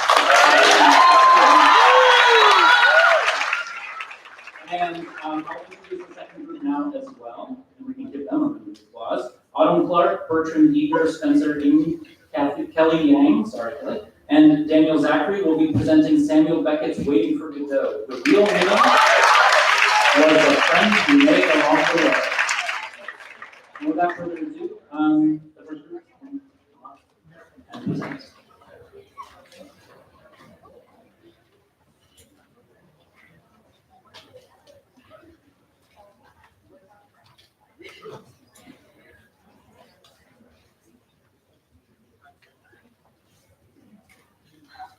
Good morning. So today our group is called Boys Don't Cry, the Depth of Friendship Through Toxic Masculinity.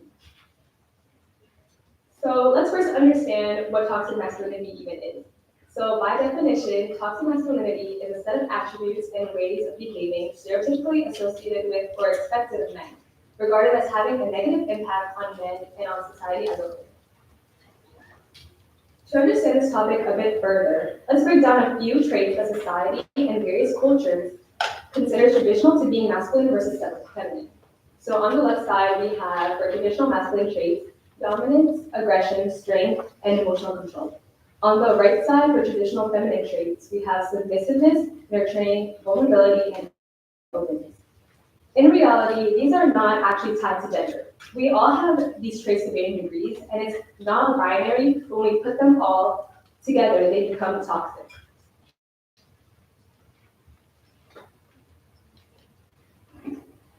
What makes a man? Do you think of your gender as something that's part of your identity, or is there another way to think about it? We act as if that being of a man or that being of a woman is actually an internal reality or something that's simply true about us, a fact about us.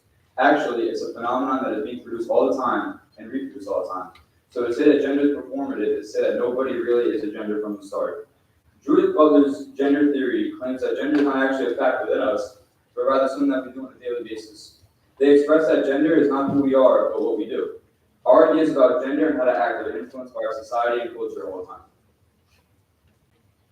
Things Fall Apart by Chinua Achebe tells the story of Okonkwo, a respected Igbo warrior who was determined to distance himself from the perceived weakness of his father. As he ritually upholds traditional ideas of masculinity and honor, Okonkwo becomes emotionally isolated and increasingly violent. His personal downfall mirrors the cultural collapse of society as it faces the disruptive forces of colonialism and change, which leads to the downfall. The Shawshank Redemption follows the story of Andy Dufresne, a banker wrongly imprisoned for the murder of his wife, who maintains hope and dignity over 2 decades in Shawshank prison. Through his quiet resilience and intelligence, Andy gradually earns the respect of fellow inmates, especially Red, and secretly plans his escape. The film explores themes of friendship, institutionalization, and the enduring power of hope. Okay, so the question we want to answer today is how does toxic masculinity affect friendship? Through an analysis of Achibe's novel and the film of Shawshank Redemption, we will explore how certain factors of masculinity impacted character relationships, particularly those of the protagonists of Congo and Andy. Our thesis is the pressure to confirm so rigid and often toxic form of masculinity leads to strained friendships, and ultimately personal downfall as seen through the character of Congo in Things Fall Apart and by Achibe. We see that toxic masculinity, specifically in these factors, healthy masculinity, culture, domination and violence, and emotional suppression, and we'll be discussing these factors today. Okay, so you've probably heard of Andrew Tate, a former kickboxer turned influencer known for promoting extreme views about masculinity. He tells young men to suppress emotions, dominate others, and see vulnerability as weaknesses. His message: to be a real man, you have to be aggressive and in control. To show how these ideals are shaping modern culture, this is a clip of Andrew Tate. The root cause of all of the world's problems is basically that there's not enough men who walk around their houses with swords. There's not enough men like me who do whatever they want. Because we live in a time where the powers that be manipulate females through their emotionality to control weak men and control society. If every man on earth walked around with a sword, then when the females who have been emotionally manipulated try and manipulate the men won't listen. That'll make the female have more respect for the man. The frame will change. The female's mind will start to naturally align with the worldview of the male. And most of the issues of the world, when it comes to liberalism or any of this crazy shit, you can name anything, would basically go away.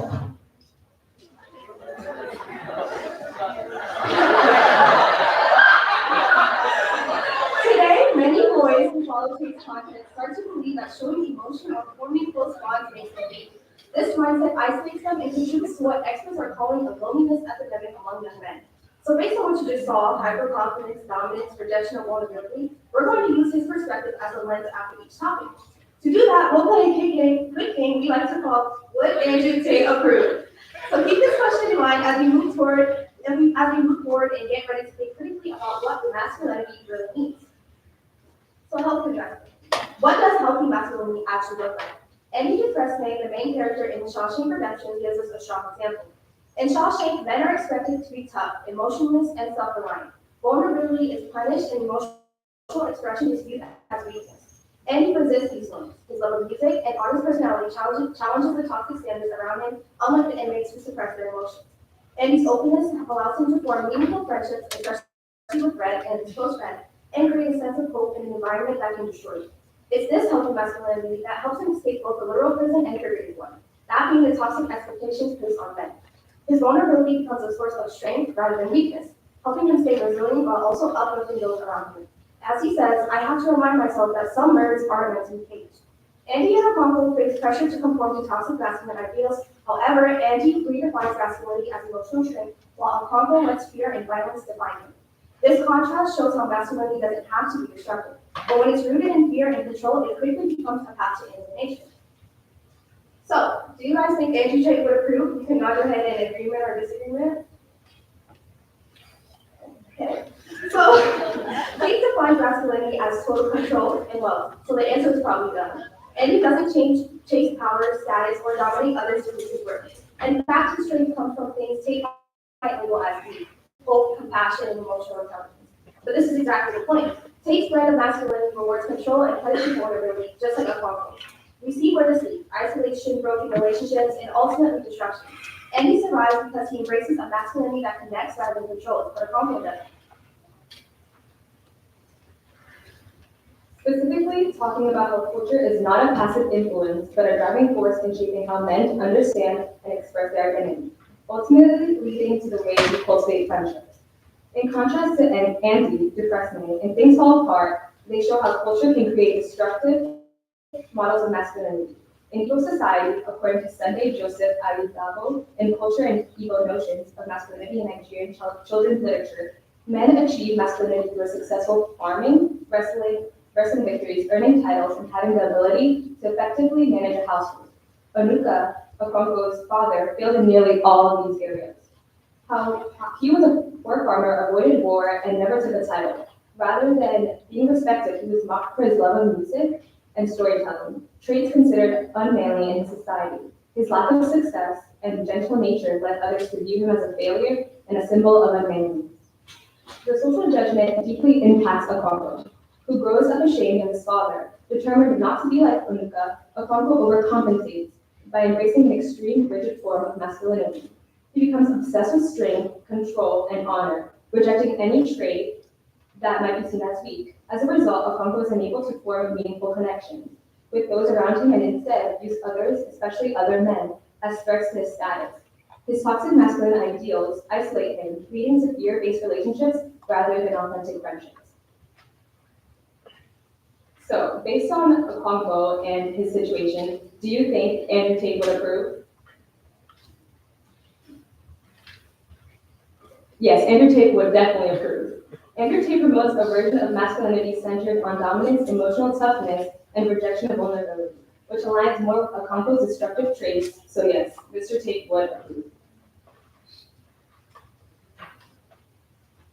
While Okonkwo had several kids by his various wives, one that stood out in particular was one of his only sons, Dalloway. Okonkwo would constantly put Dalloway down based on his own insecurities that he wasn't strong enough to deal with, which hurt Dalloway on a deep emotional level as he looked up to his father. Dalloway was cognizant of his father's dominant behavior towards him as well, showing where Dalloway knew that it was right to be masculine, to be violent, but somehow he still preferred the stories that his mother used to tell, which she no doubt still told to younger children. Stories of the tortoise and his willy ways, and of the bird Ekene Nisi Oba, who challenged the whole world to a wrestling contest and was finally thrown by the cat. Dalloway consciously makes an effort to listen to Okonkwo's stories from about women, split wood, pound food, and other masculine activities, solely not for himself, but solely like the model son in the eyes of his father. This is exactly what Okonkwo did to look good in the eyes of his community. He would sacrifice several human emotions to recreate a persona that couldn't be broken by even the strongest things, whether that be physical, mental, and especially emotional. Would Andrew Tate approve? Yes, Andrew Tate would approve of Okonkwo's nature towards Dalloway because Tate and Okonkwo alike do not emphasize certain feelings that come from the stories of Dalloway's mother, such as nurture and vulnerability, but rather unreasonable strength and aggression we routinely see throughout the stories told by Okonkwo. Okonkwo grows up in a society that equates masculinity with emotional control. Because his father and Onuka is seen as gentle and feminine, Okonkwo builds his identity in opposition. As Achieve writes, Okonkwo was ruled by one passion, to make everything his father and Onuka had loved. One of those things was gentleness. This shows how toxic masculinity, internalized fear of vulnerability, alienates men from their emotional selves. Okonkwo kills the Kimukuma not out of cruelty, but to avoid appearing weak. Achieve writes, he was afraid of being thought weak. This isn't strong, it's fear. This isn't strength, it's fear disguised as masculinity. Toxic masculinity teaches that violence is preferable to vulnerability. This moment shows how masculinity rooted in fear leads to violence and emotional alienation, even towards those we love. Okonkwo's refusal to express emotion also destroys his relationship with his son, Nwoye. When Nwoye shows empathy and rejects violence, Okonkwo responds with rage, not understanding. His toxic masculinity prevents emotional connection, alienating him from his family. Okonkwo's suicide is not just a plot point, it's the ultimate breakdown of a man who cannot cope without emotional expression. Suppressing emotions under toxic masculine ideals results in complete alienation from his clan, family, and self. These pressures are also evident in modern scholarly research. In a study titled Toxic Masculinity, Self-Esteem, and Mental Health Among Young Adult Males, Harifa and Lokish explore how gender norms impact men's well-being. They explain that toxic masculinity stems from societal expectations that require men to hide their emotions and conform to rigid standards of behavior. When men suppress their emotional needs in order to conform to masculine norms, they experience a greater risk of anxiety, depression, and poor self-esteem. This often leads to internal conflict as men must suppress parts of themselves to fit into these molds. The result is a decline in self-esteem and difficulty forming genuine healthy relationships. So when Andrew Tate approved, Andrew Tate once said there's no nobility in being weak and a loser. Weak men crumble under pressure, cave in during challenges, and betray those they care about when stakes are high. By Tate's definition, Okonkwo might seem like the ideal man, emotionally hardened, dominant, and violently committed to appearing strong. But here's the irony. Okonkwo does betray someone to care about, a Kimukuma, because he's afraid of looking weak. He does crumble internally, because he suppresses emotions instead of dealing with it. So when Andrew Tate approved, maybe at first, but Achieve shows the real loss of that. By examining Okonkwo and other characters through the lens of toxic masculinity, we are reminded that when cultural expectations suppress emotional expression and encourage violence, they not only destroy individuals, but pull apart friendships and make it difficult to create meaningful connections. These texts challenge readers to rethink what it means to be strong, to love, and to be human in a world that too often punishes vulnerability. This is all we're excited. Thank you for your time.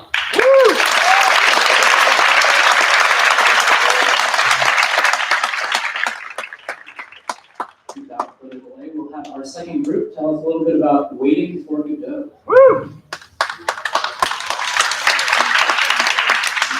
Your favorite play, right? Yeah.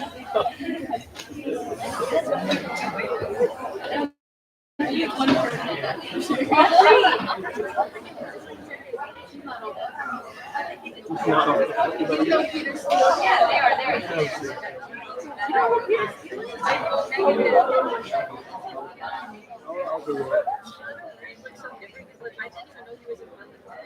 Yeah. I didn't even know that was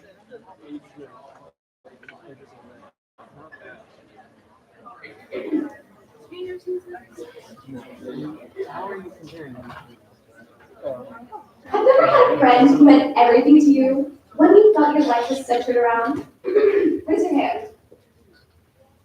You may or may not, but this is a bond that we often see in fiction. For example, let's take a look at the popular cartoon Adventure Time. For context, in this scene, Finn and Jake are reunited in the afterlife. Jake, when you left, I kind of freaked out. It was the worst thing to ever happen to me. Oh, come on. You still had plenty of other things to live for, right? Yeah, but deep down, I just kept waiting for the day I'd finally see you again.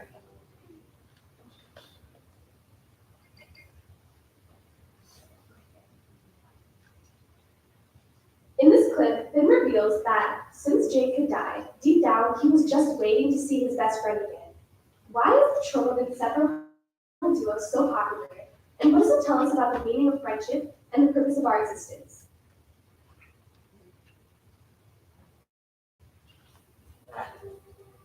Jake.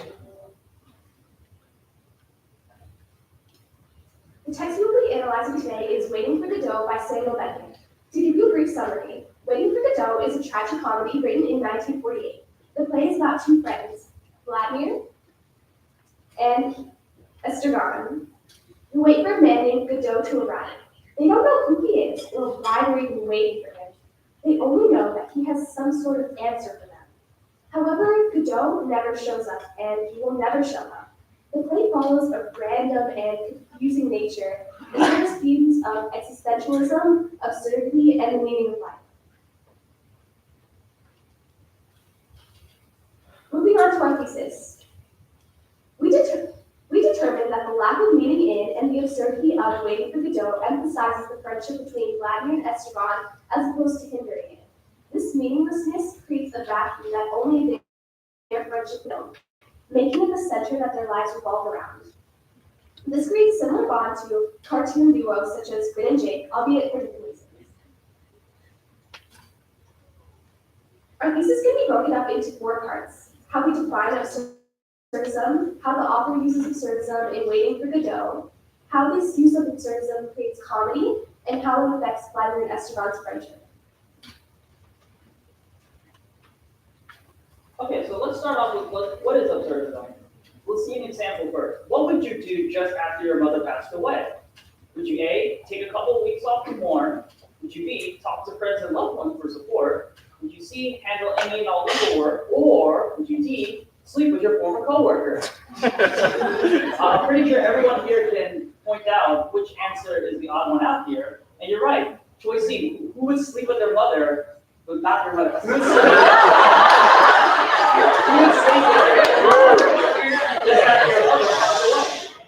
It is quite an absurd idea to do so. And that wraps right into our definition of absurdity, which at its core is a trait of ludicrosity and unreasonableness within something. And in literature, that transforms into the meaninglessness of life, which also relates to nihilism and existentialism. And nihilism and existentialism, they're all related to absurdity in that absurdity and existentialism can be viewed as a response to nihilism. So I'm going to ask you to synthesize this quote in your head in about 5 seconds. Okay, you guys all gave up. If you guys read the quote right now, you're going to find that there's pretty much no meaning in it. Like there's some words, quack, quack, quack, quack. That's not a word. And this is actually a part of a 600-word monologue by one of the characters in Waiting for Godot. And I'm going to be honest, when I read this, I didn't even bother reading the entire thing. But seriously, who wants to read this? Raise your hand if you don't want to read this. Okay, yeah, pretty much everyone here. Maybe everyone else is asleep. I don't know. So a journalist named Martin Estlin really went into depth about all of these absurdist works because all of these absurdist works pretty much all have these really weird, absurd moments littered across the entire play. And what he was able to conclude was that even though there's these completely confusing moments that no one knows how to understand, they all come together to really form a central theme. So let's go back to our friend who just slept with his coworker after his mother died. His name is Rissol, by the way. He slept with his coworker Marie after his mother died, but he also befriended an animal abuser, agrees to marry said coworker, even though he openly stated he doesn't love her, empties an entire chamber of bullets onto an Arabian man, and finally yells at his poor chaplain just trying to get him to turn to Christianity for forgiveness. So what can we conclude about Rissol? He doesn't really care about too many things in life. Dude faced the death penalty and was like, okay. So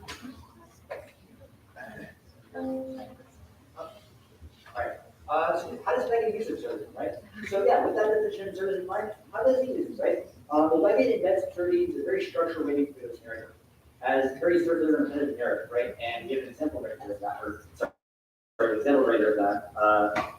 You'll see above is ending Act 1 of Waiting for Godot, and below it is the end of Act 2. Now, you'll notice they both end in the exact same way, aside from the character that's lines. And this is emblematic of pretty much the whole play, right? As the story just repeats itself, right? And not just then repeats itself, right? Vladimir and Ashkan, they try and kill themselves.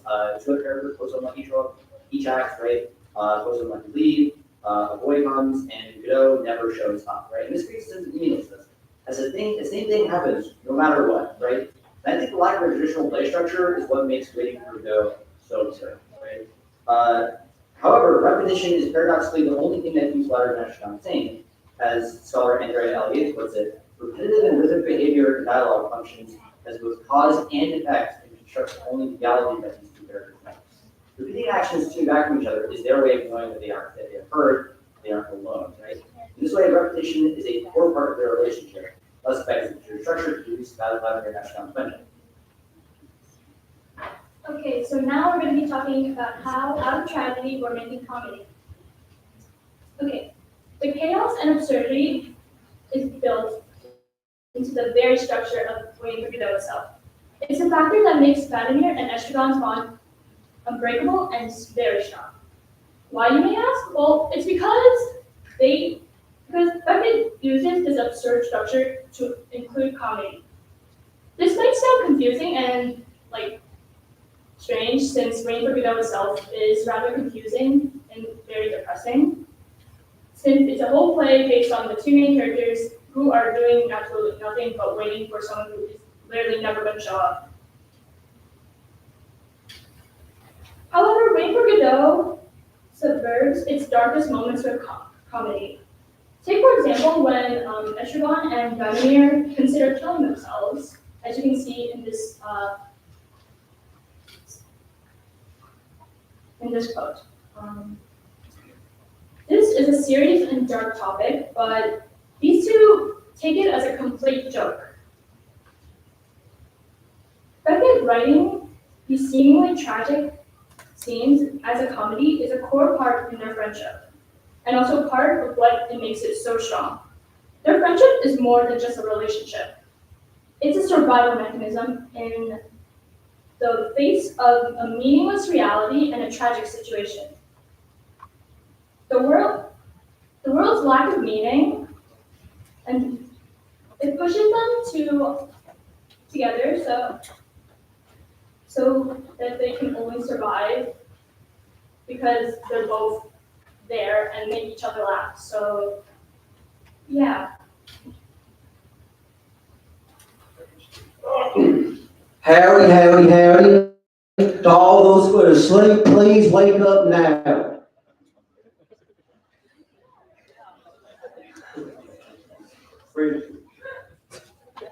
So, anyway, for the dough, Vladimir and Estragon depend on each other for emotional survival, finding comfort and mutual recognition amid life's absurdity and amid life's meaninglessness. In contrast, Hoso and Lucky's relationship is built on dominance and control, where identity is eroded over time. Beckett uses repetition and fragmented language to help establish how these relationships either destroy or build the self. Friendship and Waiting for Godot is both a means of endurance and a fragile construct shaped by uncertainty. Vladimir and Estragon rely on each other for reassurance, but through their time together, they come to realize that they are in an indifferent world and that their bond together helps them get through this indifference. Their repetitive conversations help to sustain them, yet their forgetfulness and frustration expose the instability of their bond. Even flawed friendship helps to, a flawed friendship, even despite it being flawed, can help people in general endure such meaninglessness and such absurdity throughout their everyday life. In conclusion, friendship is a vital coping mechanism, and throughout Waiting for Godot, Vladimir and Estragon face a world that feels meaningless and endless. Yet it is their shared experiences, whether through conversation or just mutual companionship, that give their lives purpose. Their friendship becomes a way to resist despair and loneliness, showing that even in absurdity, human connection is crucial. While the play doesn't provide answers to life's big questions, it reminds us that enduring those questions together makes their struggle and our struggle more bearable. Thank you.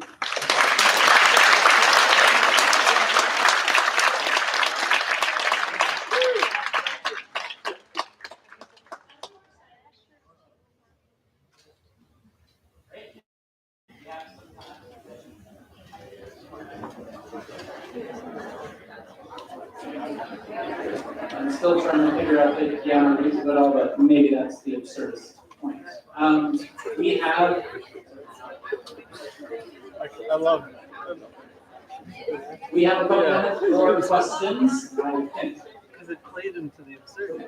Whether you don't like We it, have it's like actually a round. So you just hate I Waiting will for Godot. throw it to you. I have two questions. But first, I'll open it out to the audience and ask if anyone here has a question for either of the tutors. Hello. Was it the 20? Sorry, yeah. This is a question for the second group.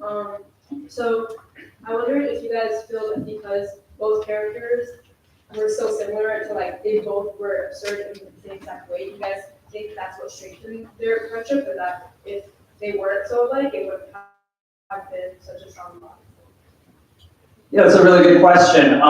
So to give a little bit of context, to give a little bit of context to that, Vladimir and Estragon, they've known each other for 50 years.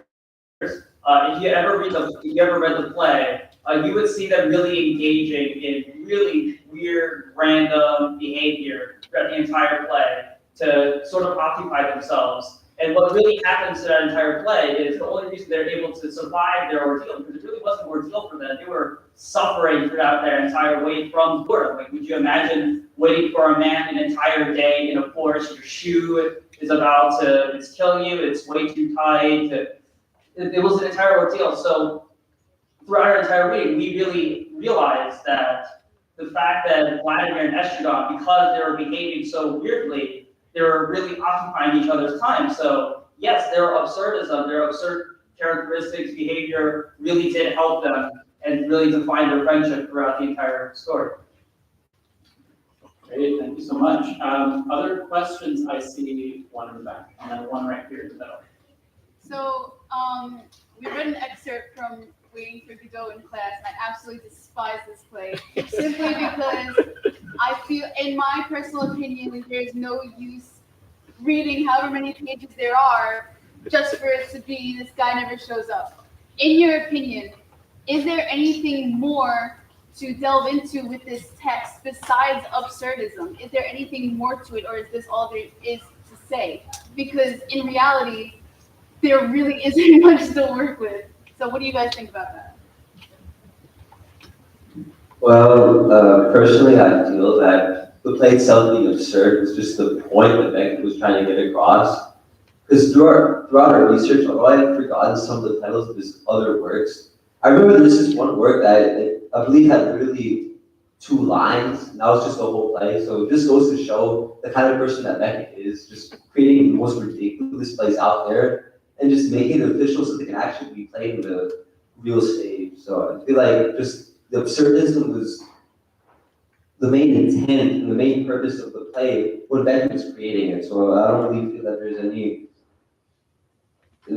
else that was meant to be explored. Great. We have another question right here. Right. So question for the funny man in the blue shirt. If gender is solely performative, what is close friendship between 2 men get labeled as homosexual? What is toxic masculinity? The emotional closeness between them You know, that doesn't really, like, that question has nothing to do with that presentation.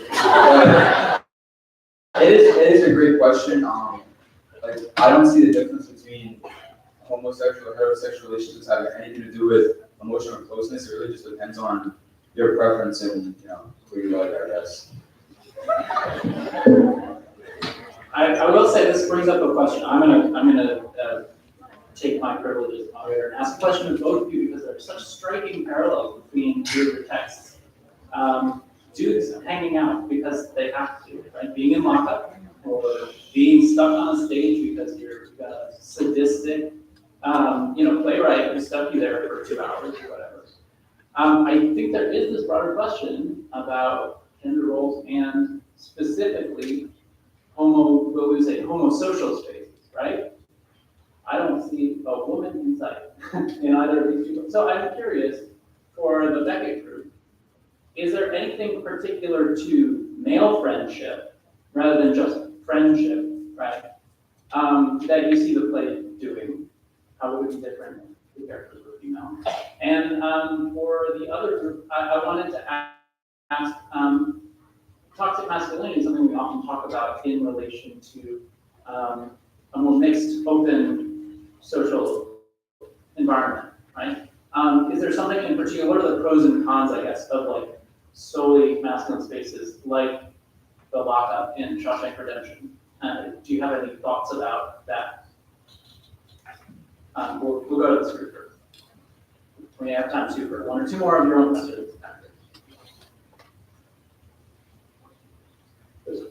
Does Beckett have anything to say in particular about maleness? Or would it be the same if it was other things?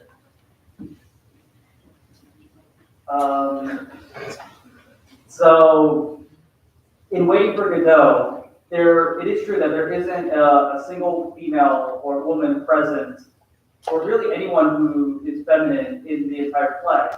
There have been renditions that have altered the characters or the cast to include either a new female character or just have a woman or someone who identifies as a woman cast one of the positions. Throughout the entire play, there were some references specific to the male body. I'll let you imagine what those were. They weren't anything too crude though. I think we didn't, I'm gonna be honest, our group didn't explore that side of the play too much.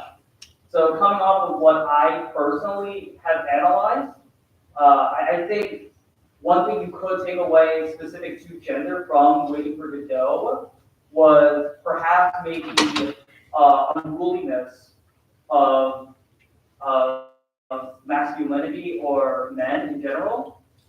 You can see, if you imagine Vladimir and Estragon in their chaotic relationship, or if you just imagine a chaotic relationship in general between two friends, sometimes, well, a lot of time, not all the time, but a lot of the times you would imagine maybe two male friends, you know, they're just kind of being goobers, just messing around. And I think if you want to analyze it that way, you can see Waiting for Godot speaking to that side of male-to-male relationships in a platonic way. But I think you can also very much adjust the play to have maybe a male and female duo or a female and female duo. There's a lot of room that Waiting for Godot leaves for this kind of situation just because you don't speak to it that much. So you have a lot of room to expand together. Great answer, thanks. So I think when looking at Okonkwo and the whole society they're in, I think pros of being in that space for like primarily males is that they work together when harvest season comes and they gather the crops, and there's really a sense of camaraderie, they're bonding off of that. And I think some of the cons though, I think it creates like a sense where Okonkwo has to, not even Okonkwo, but everyone, they feel that to prove themselves more than is reasonable. Like when he killed a King Corner, he loved the King Corner of the sun. He didn't, in his heart, like, he was grieving for 2 days after, and he never does that. So, he didn't want to do that, but because this is the area that he was in, he felt like he needed to prove his worth and to prove his, self-esteem, I guess you could say. Well, I also want to add on and say that in the Shawshank, like in the prison specifically, so we're talking about masculinity, right? Masculinity itself is a very general term, but there's different aspects to masculinity. Like we talked about in our presentation, there's healthy masculinity and then we have toxic masculinity. So the prison being all men, we get to see those different aspects of masculinity. If we didn't have Andy in that prison specifically, because his character is basically the representation of what healthy masculinity looks like or what it should look like. If we didn't have Andy there, we wouldn't get to see those different aspects of that masculinity. So I think it serves that pro, the prison being all men. So we get to see that range because we get sort of some of each type. That makes sense. Is it time? Okay, I'm sorry, everyone. One last round of applause for our Thank you all for your time.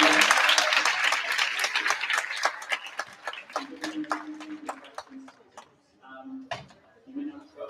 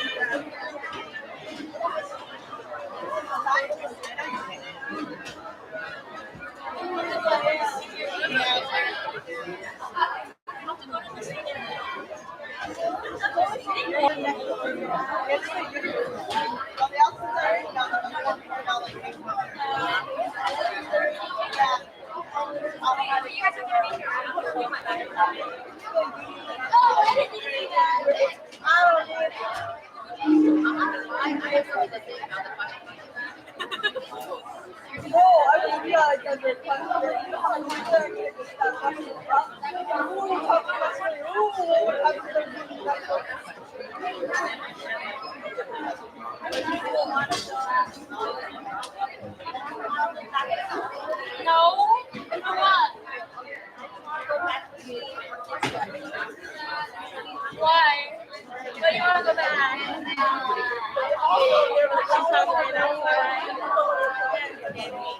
How do you even recognize? The accent scared me so bad. Yeah, I got me too. It was like, also like he talked like straight into the mic. He was like hella loud. Where are you sitting?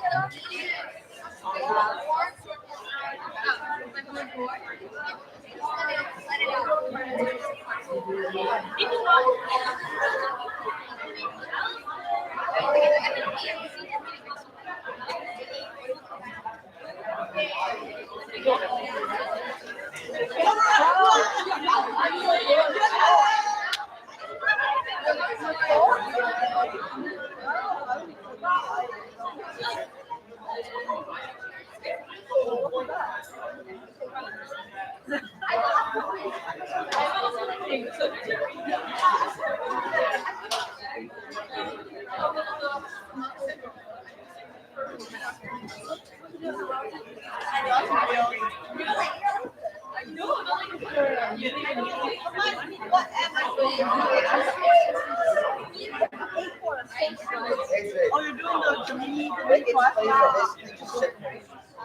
Yeah, I think they have literary merit.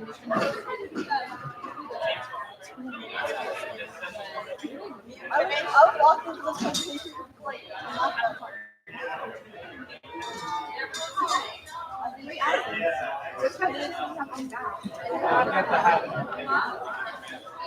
We have to stay. What? Oh, you have to wait? We have to stay 7, 8. Oh, okay. I'm just taking my stuff down though, that's all.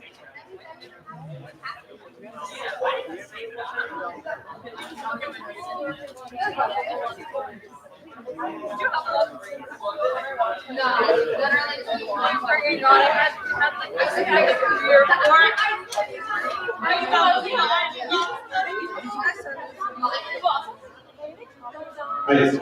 So seniors, just a sense of what this is going to be. I'm going to finish compiling all the judges' data right now. And I'm going to queue it all up. This band, you can hang out here. I know senior meeting is happening. Like I said in that email, you can go over there. Just make sure you're in seats at 12:50. Having said that, I sent you the email letting you know that some people are coming because that's going to adjust our timing. So basically, we're going to play this by ear. My goal is to start at 1:15, and it won't take that long once we start. It's just a matter of when we start. So if people are here early, we'll start at 1:10. But I need you here at 12:50. You want to go back, but make sure you're here by then. If you want to hang out, hang out. And we will be with you shortly.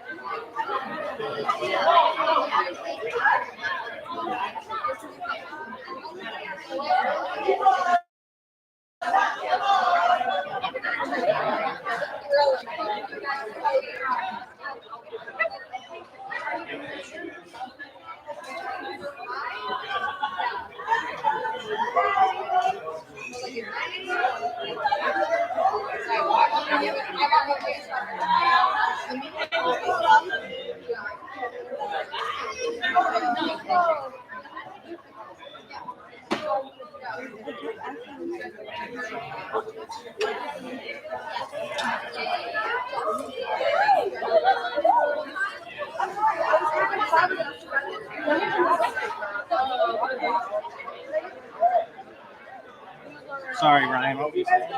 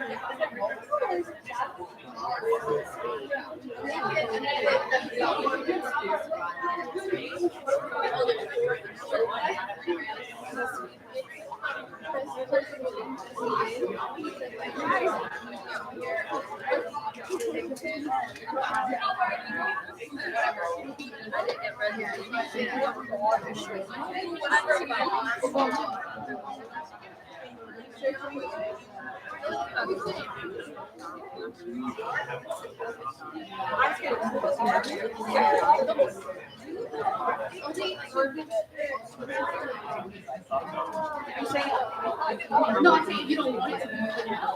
I get Always try to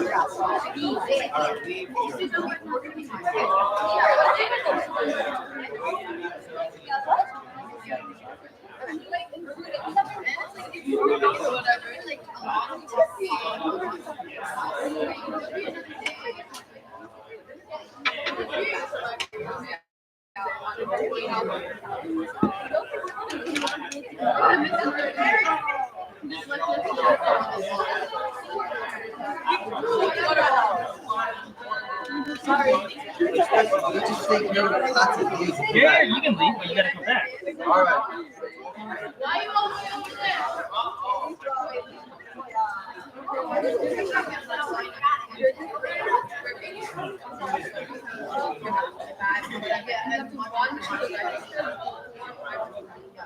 If you win, you get to Oh, the point is, you get like. And then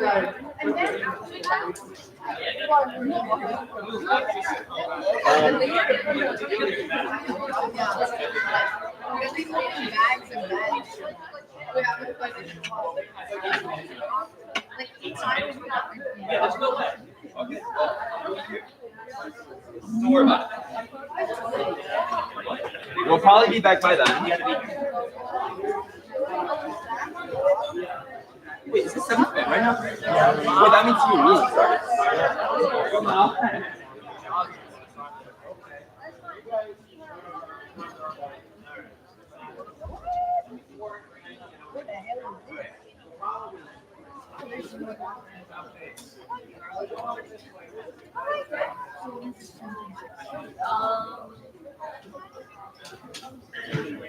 Yeah, pretty much.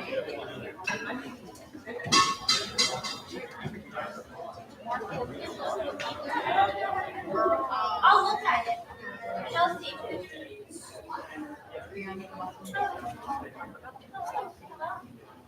Thank you so much.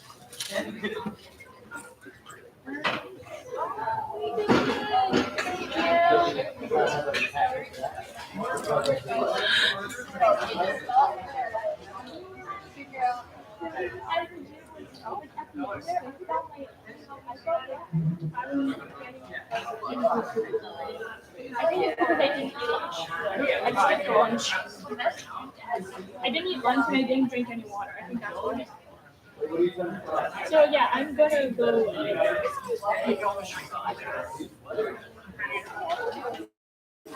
gonna go eat lunch now. I think about. I'm already lightheaded. I might as well eat lunch now. I would So yeah,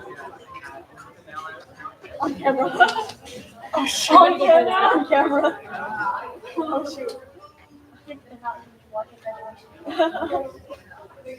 Oh my goodness.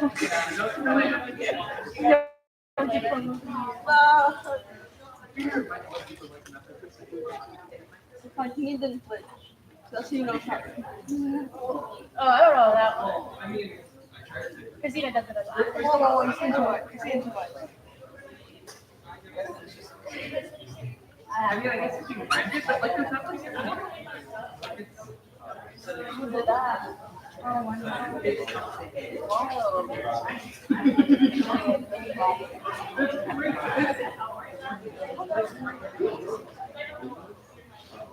yeah, to this point, we're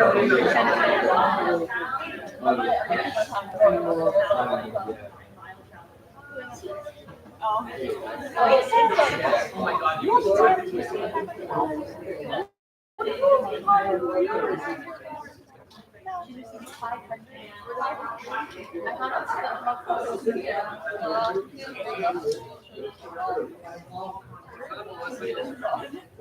This singular gift card is over for them.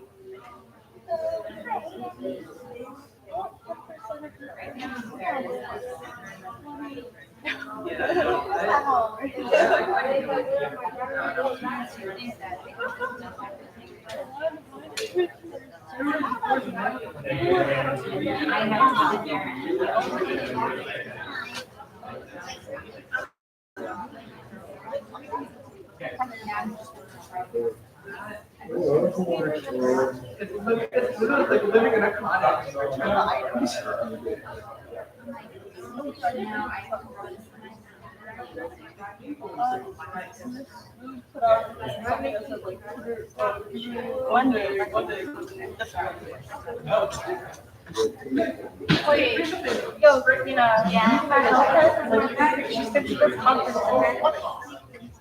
It's not, wait, it's not the next. Huh? Yeah. Oh yeah, that's where all the things. No, but like, I'm not even going to take it until Monday.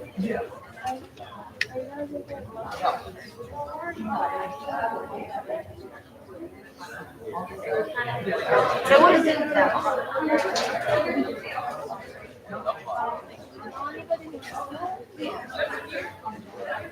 So, like, I know what that we are. Oh, she doesn't even know. She couldn't explain it. It's so bad. He's like so giving. Tomorrow.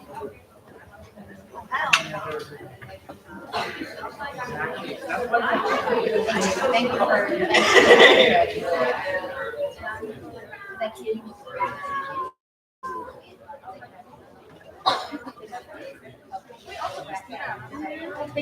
Oh, you guys are still 7 a.m. It's gonna start recently. Stop. You're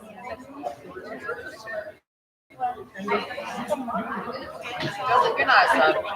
Are you upset? No, you're not. You're not upset.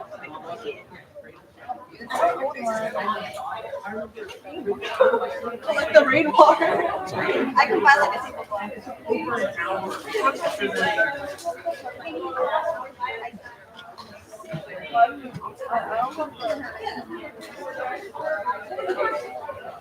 Wait, no, which one is on?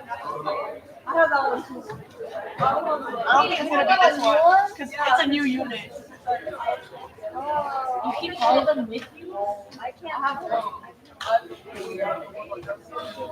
Oh, no, Wait, we can't do that. We can't do it.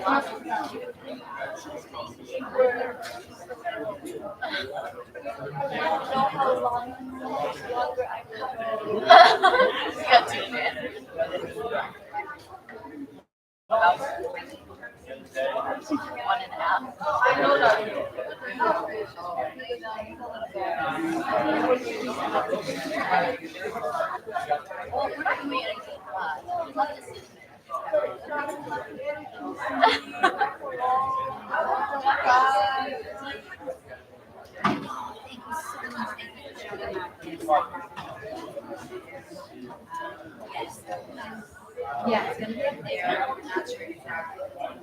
It's fine.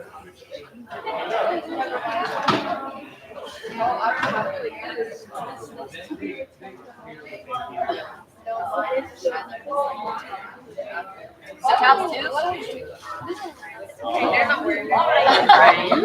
This is Sabrina. I'm sorry, your last name? Sabrina Castro. Okay, Sabrina Castro is taking photos for Queen's College. Great. Yeah. So the timing is just not precise because we don't know exactly when the politicians are showing up. So yes, so the politicians are going to show up and then give an award to the principal of Townsend Harris, and then after that, we're giving out the awards for the student presentations. Okay. Okay. Thank you. Okay. Yeah. Yeah. Whatever is good for you. And There's lipstick on my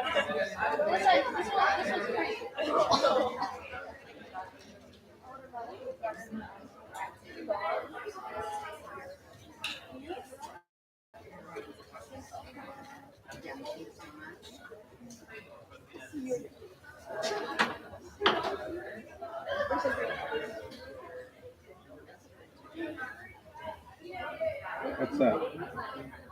Oh, my boy.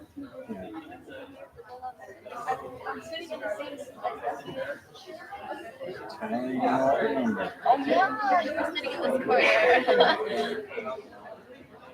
No, I think I'm sitting in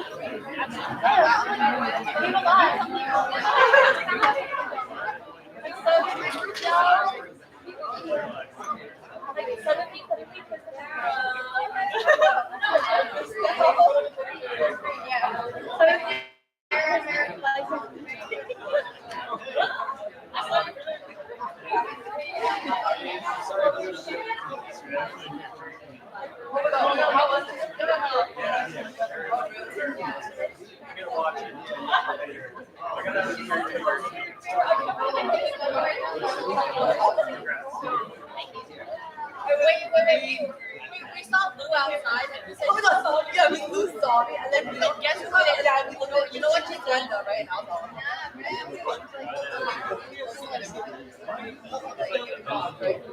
like, Shrek.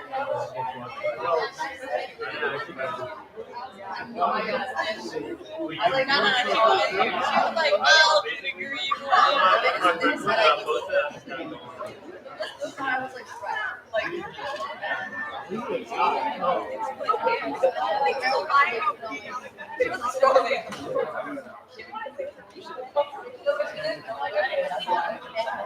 No, I'm sorry. This is my issue.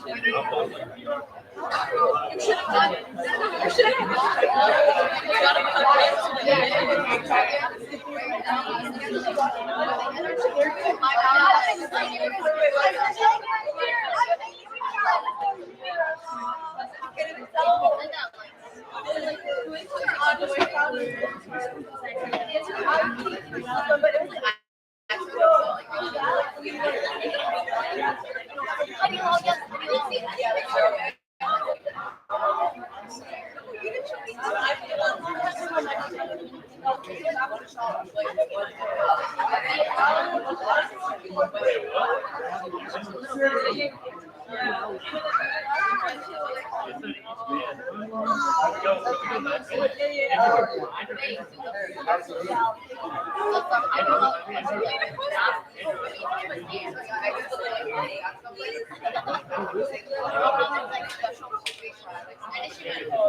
Yeah, I went, oh, sorry.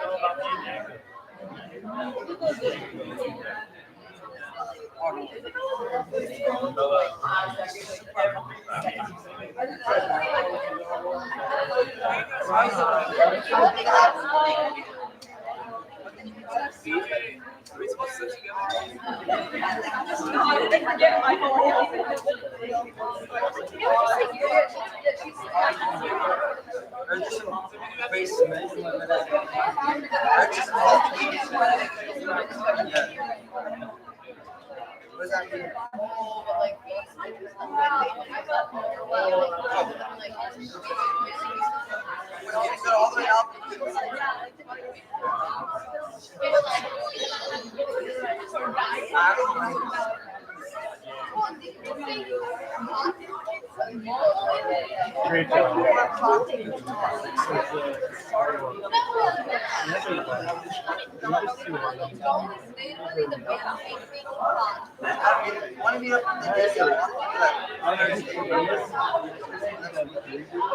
But I'm gonna watch it all on YouTube. Like, I am not because I'm a government employee.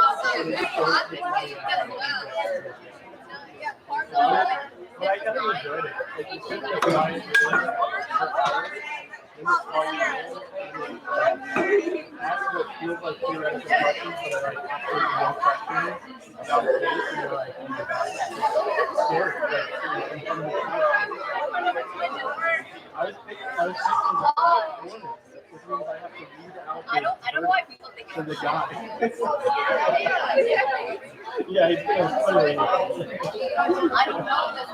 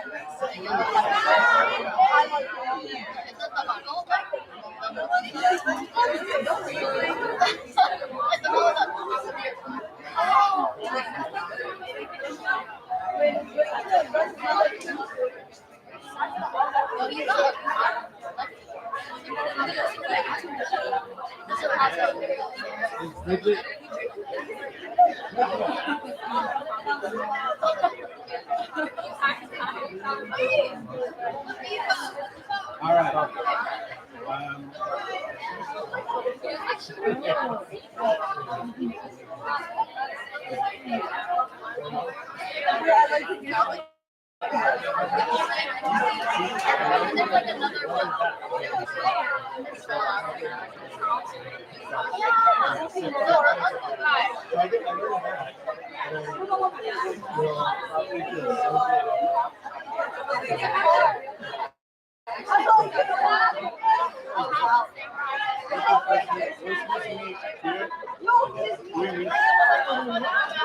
No, we have humanities.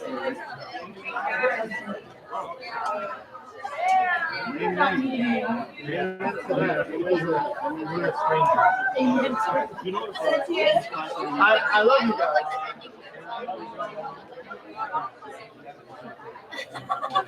Hello? No,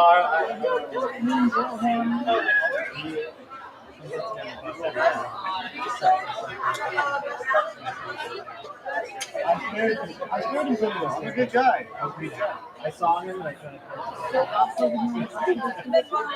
No, Masculinity knows. I take the bus with.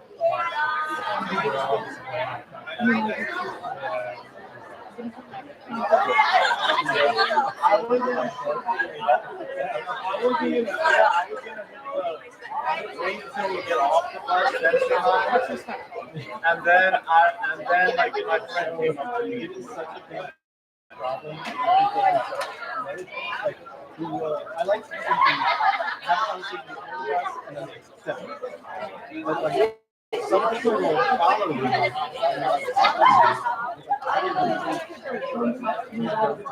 No, that's not.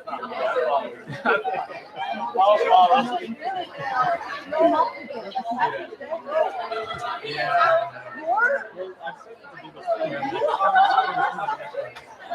people that are like, okay.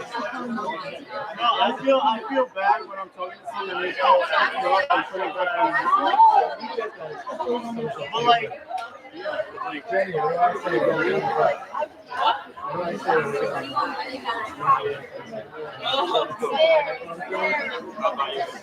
I'll see you guys. I'll see you at the bus.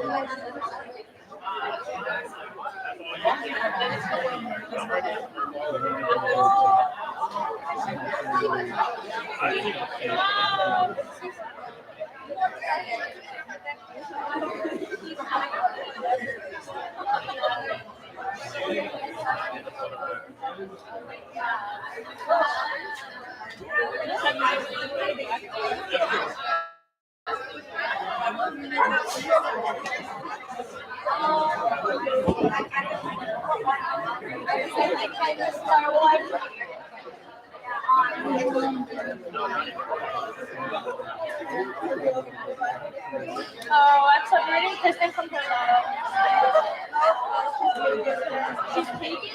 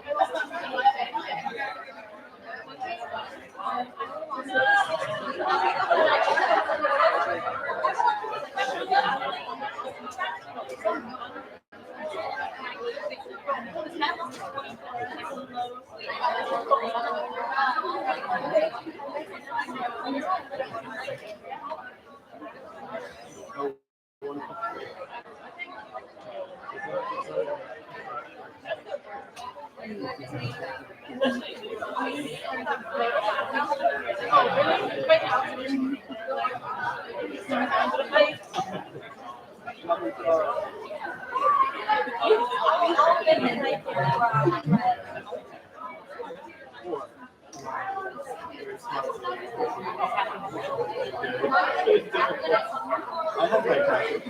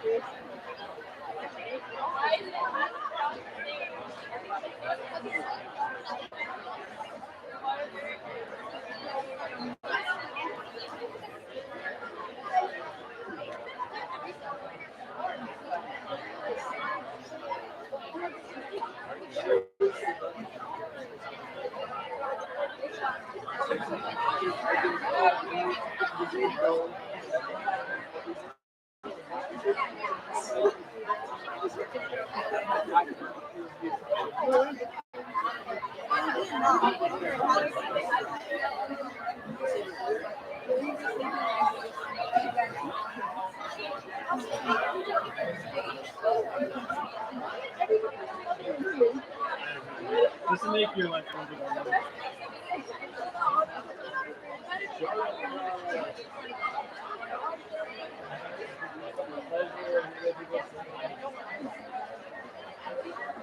It's all a conspiracy.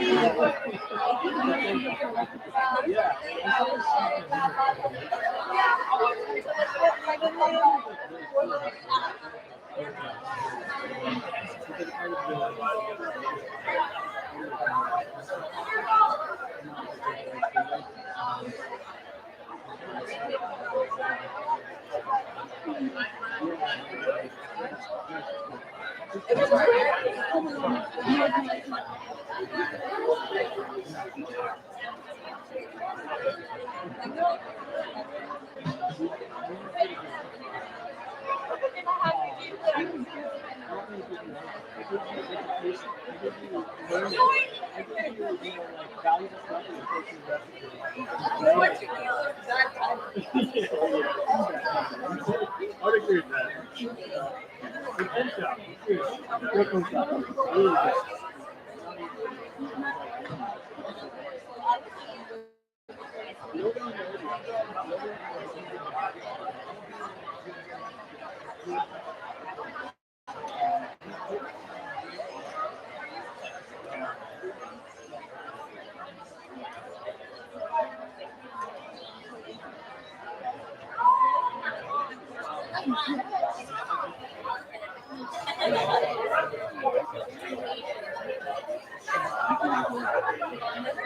Typical politician.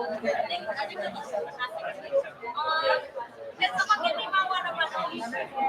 I pulled that screen water bottle.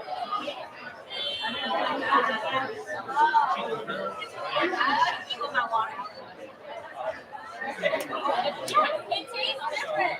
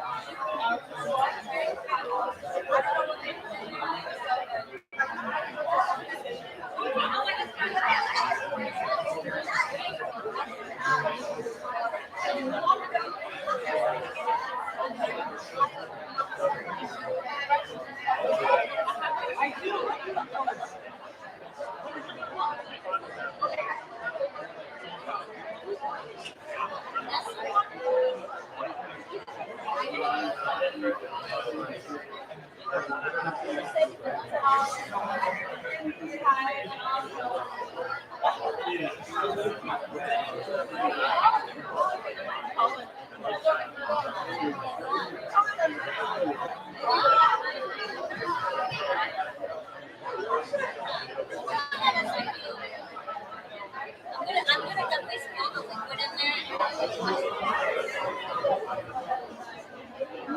Jimmy, I didn't say congrats on the presentation. Did I say congrats to you? Did you present yesterday?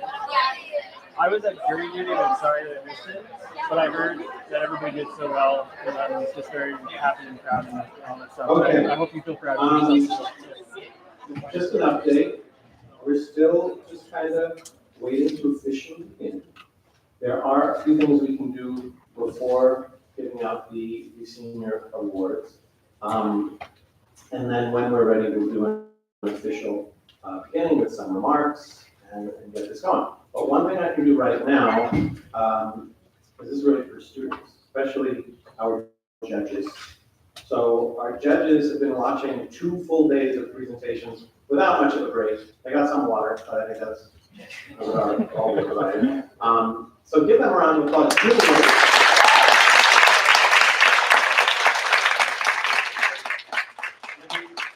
Next year, they will be on stage here. So what the tradition is, we always come up with some research topics for the following year, and the juniors select the topic. So you seniors, last year you chose the ethics and aesthetics of friendship. It's been nothing but friendship for the past 48 hours. So what is the topic that we're going to hear about for 48 hours next year? They voted. The results are in, so I'm going to share that topic now. Here it is.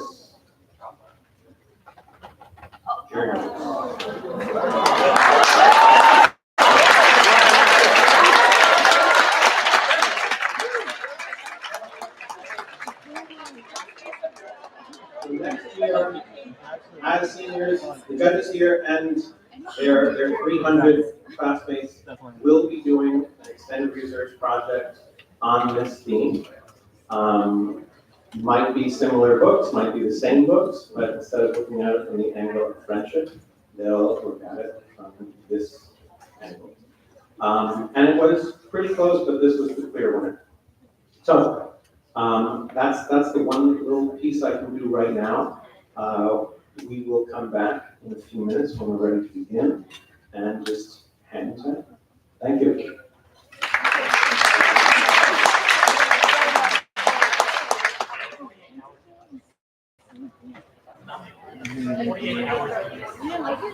like, I don't know. There's not much you know and you don't know.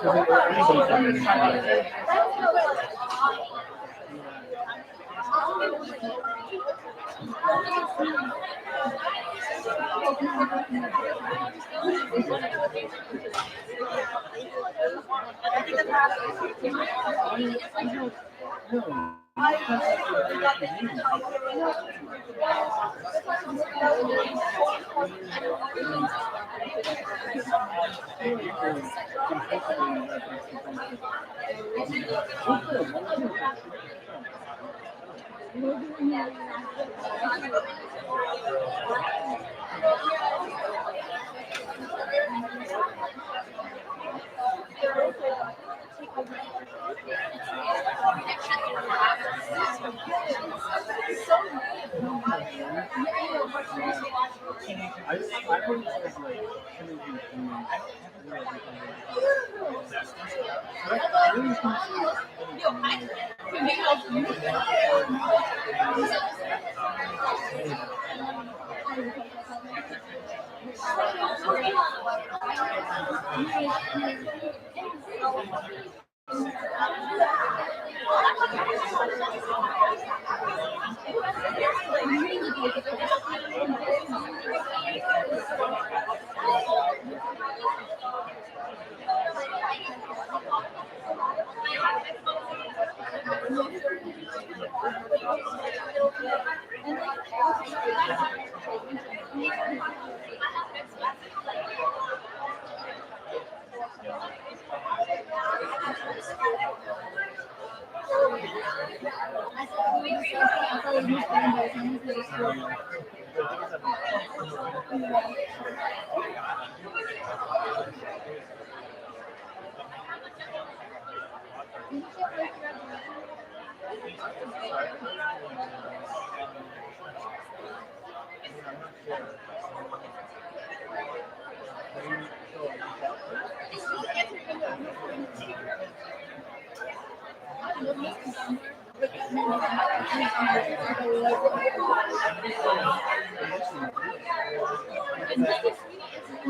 it.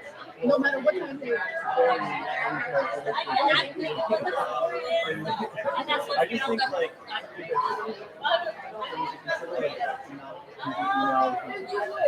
I know. It's a question, but I just think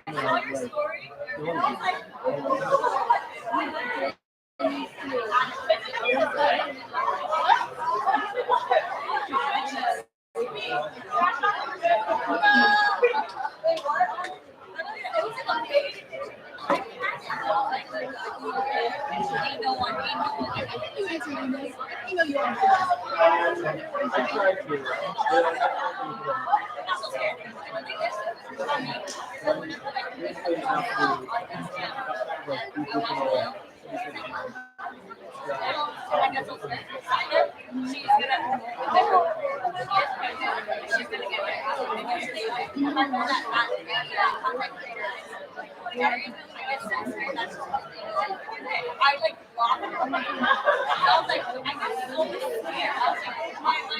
It should be no female. Let me tell you all about it.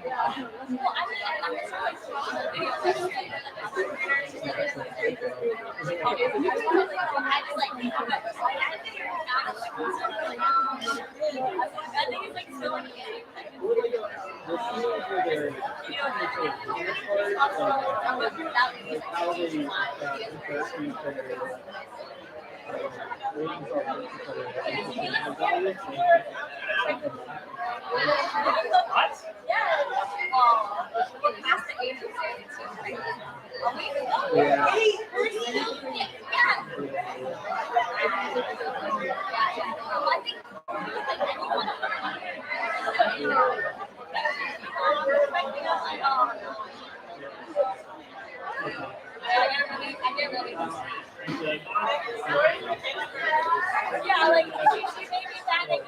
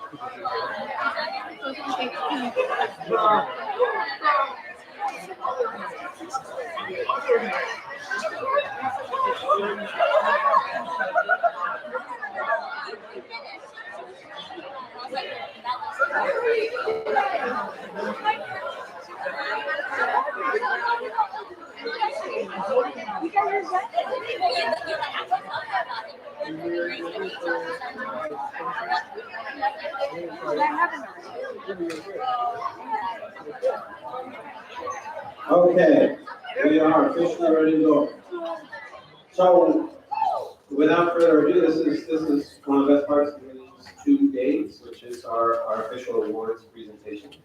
To kick off the ceremony, please join me in welcoming the Queens College Town-Harris Liaison and Director of Viticulture, Robin.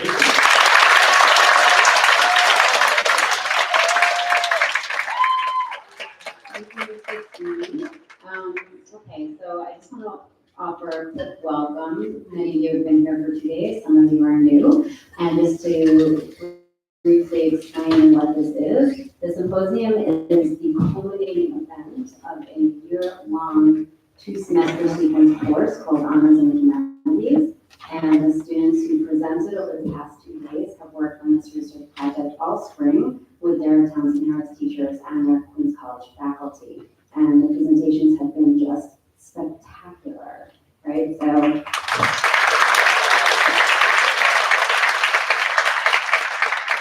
thank you so much. I'm looking forward to seeing the works, but you are all really well prepared now. You've done a great amount of work, research, writing, presentations. You are prepared for college, so good job. All right, it's my pleasure now to introduce the Queens College Assistant Vice President for Student Affairs, Sean Pierce, and he's going to give a formal welcome from the college.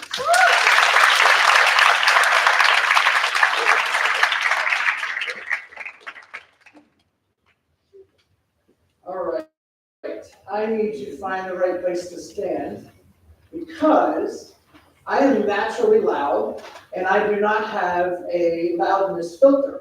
So if I stand too close to the microphone, some of you will go home with some major hearing loss.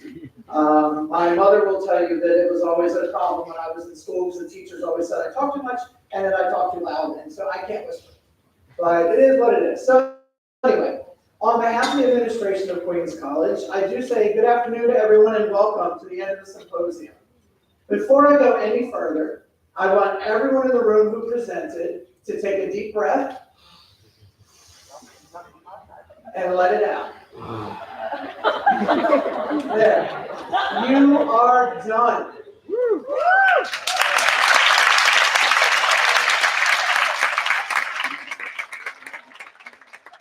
I think it goes without saying that has to be a tremendous relief for many of you. And so again, I want to congratulate you, and I think it's fantastic.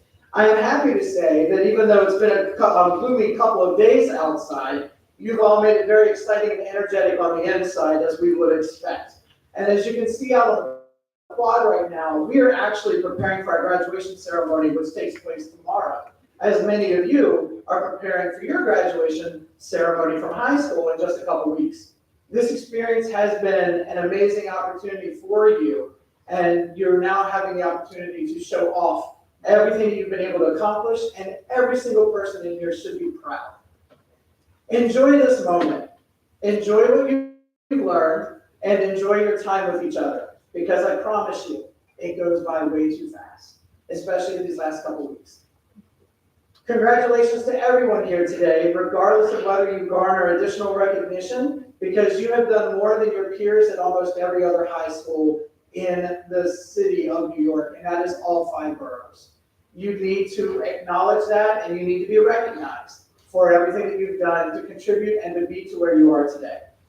I do hope you enjoy what's left of the remainder of your school year, which again is going to fly by very quickly. And I do want to wish you best of luck in whatever the next chapter is for your academic journey. And I will be selfish and say that I do hope it includes Queens College. Thank you all very much, and again, congratulations.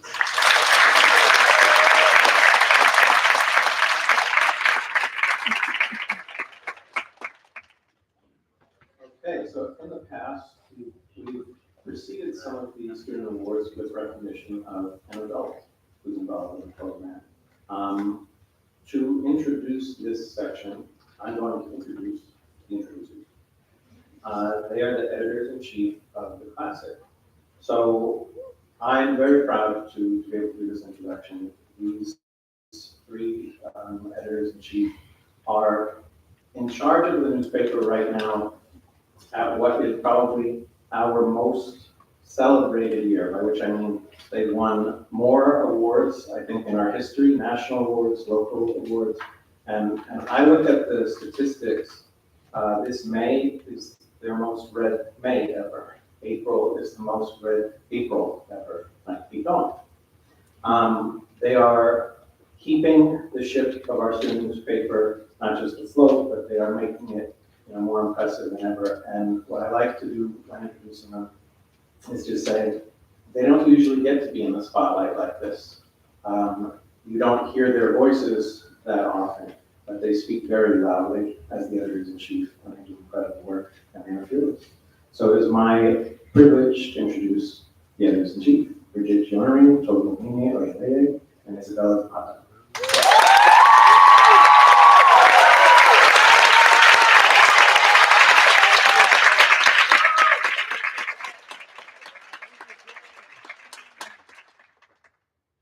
So before we begin the student awards, we have one special award to commemorate for a member of the school administration. One important part of the Queens College and Townsend Harris partnership is the journalism program, which has received funding from the partnership for decades. So it's only fitting that we mark this important award here. It has been a difficult few months for many student publications around the country. In April, multiple national student press organizations published an unprecedented student media alert warning of threats to free speech at school newspapers after an international student was detained for views expressed in an opinion piece published by a college student newspaper. The alert expresses concerns about student press rights being curtailed in response at different schools. At Townsend Harris, student press rights remain strong, and we continue to operate a student-run newspaper without administrative censorship. 2 weeks ago, at an award ceremony in Manhattan, Principal Brian Condon was honored for being a school administrator who supports student press rights and who refuses to engage in censorship. In the 8 years since he's become principal, the Classic has published many tough pieces, but never once has Mr. Condon done anything but support our right to report news as we see it. The award Mr. Condon won was given out by an organization called Press Pass NYC, a group funded to support student journalists and help schools build programs to make sure all students in the city can exercise their First Amendment rights. Press Pass's executive director, Beth Fertig, is here representing that organization. Ms. Fertig, please come join us, and everyone please give her a big round of applause.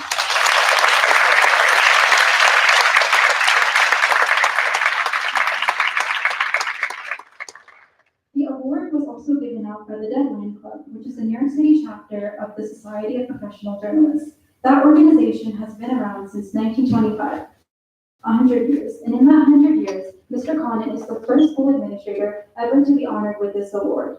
We are grateful to Mr. Condon for his support of student press rights, and we thought it fitting that we honor him here at home at our own award ceremony in addition to the one he attended in Manhattan. It is important to us, the editors-in-chief of the Classic, that Townsend Harris High School is the first school whose administrator wins this award, because we believe that the way we express our First Amendment press rights here should serve as an important example to the city, state, and country, especially at this time.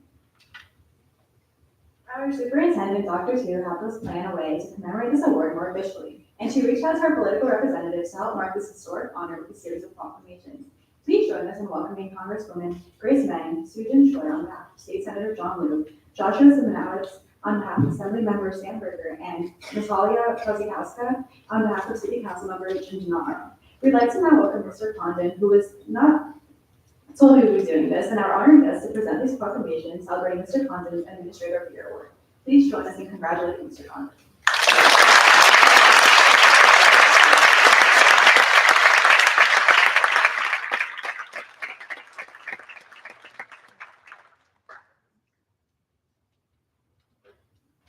Hi, I'm Beth Fertig, and as they said, I'm Executive Director of Press Pass NYC. We're a nonprofit that helps public schools throughout the city start student newspapers by training their teachers and students. And our goal is to see newspapers like the Classic all over New York City because they're so important right now. This is the moment when the press is under fire. Freedom of the press is incredibly important. And that's why we nominated Mr. Condon with the Deadline Club to receive this first ever award. So it's a privilege to be here, and congratulations to all of you.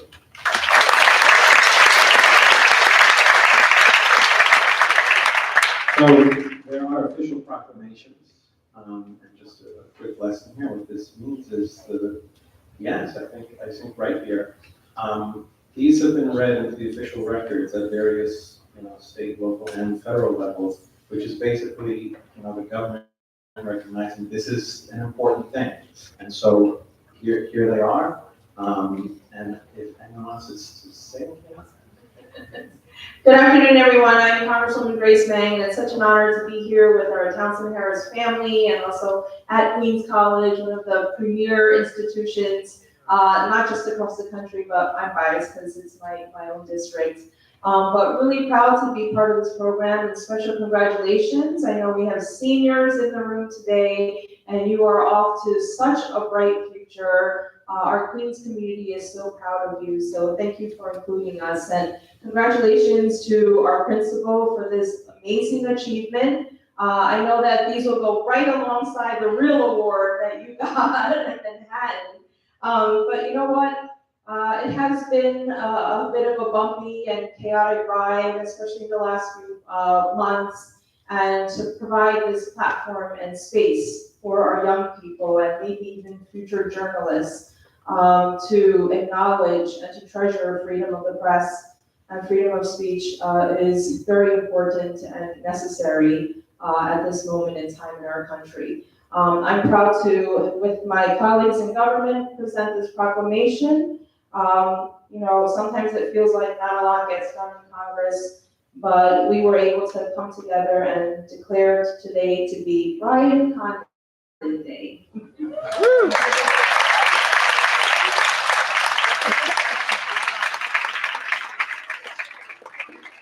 Good afternoon, everyone. I'm Susan. I'm representing York State Senator John Liu. I am truly honored and happy to be here to recognize Principal Brian Condon for his outstanding leadership and dedication. His commitment to excellence has made a huge impact on students, staff, and the entire community. So on behalf of State Senate, it is my privilege to present this official proclamation to Principal Condon. Thank you, Principal Condon.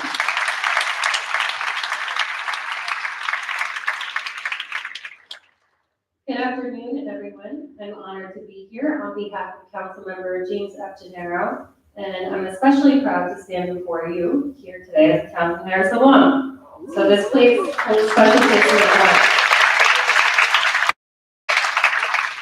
And it's incredible to see how much the school has thrived under such strong leadership. So today we're here to recognize someone who's had a profound impact on Townsend Harris, and that is Principal Brian Condon. At Townsend Harris, he's helped to expand the journalism program, strengthen student publications, and champion press freedom, all of which contributed to the school earning this prestigious 2025 First Amendment Press Freedom Award.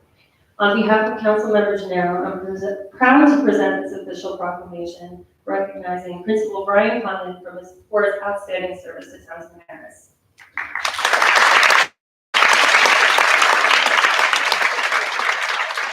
Hey everyone, Josh Jones from Senator Sandberg's office. I'm sure your patience is wearing thin. I'm sure you've had plenty of speeches over the last couple of days, so I'll keep it short. I just wanted to acknowledge and give a large round of applause to Principal Condon. I have your proclamation from the New York State Assembly, and congratulations on this award.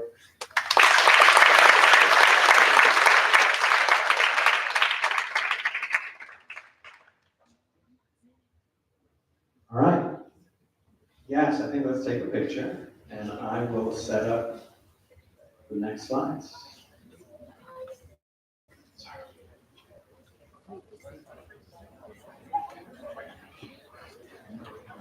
I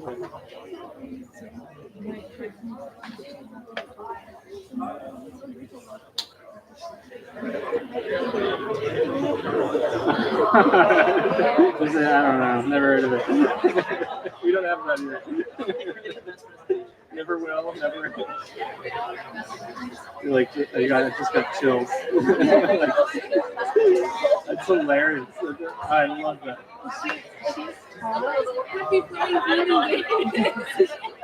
I love it. She's taught in the charter. Yeah. Oh yeah.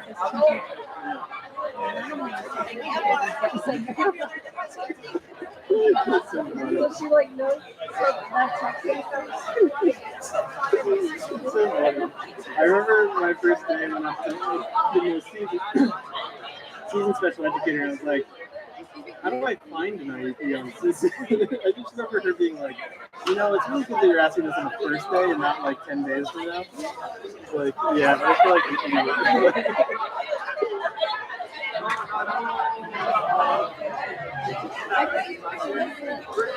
Yeah, I thought I was gonna miss it too, but so like they kept us till so late. It was like 5 o'clock. I got there at 8:30, and they finally chose us, 5 of us, as like half of the jury, and they're like, "Oh, we gotta keep on doing jury selection tomorrow, so you guys have a day off. Like, you guys are good. Don't come in. We'll start the case on Thursday." So we waited so long. I almost got through it without having to do it. And then all of a sudden, it was it. Have you ever done jury duty? Okay. kind of fun. So, It's like quiet. now time for your awards. There's Wi-Fi. I hate cliches. The cliche of, even if you didn't win, we're all winners, right? That's a cliche. Okay, but I'm gonna make a case, all right? So the case is, this is a unique experience. I did not do anything like this until I was a senior, not in high school, but undergraduate. Okay, so on your resumes, everybody who presented these past 2 days, you're putting presented original research at a Queens College Research Symposium. All right, that's a thing that goes on all of your resumes. That's a talking point you can talk to anybody about. And I guarantee you, it will not be something that is common. So congratulations, you did amazing work. Round of applause for everybody.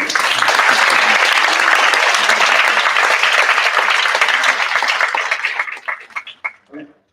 So what happens is, we present, the judges down here vote, so we have our junior judges, and we have a rep from Thompson Harris who votes, and Health, and a rep from King's College. Ms. Sardinia and Professor Mourinho. Please give them a round.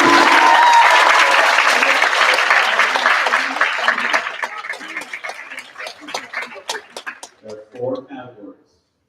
Best presentation, you can see here, it means like the delivery, the slides, the way that you interact with the slides, the way you interact with the audience. So that's 1.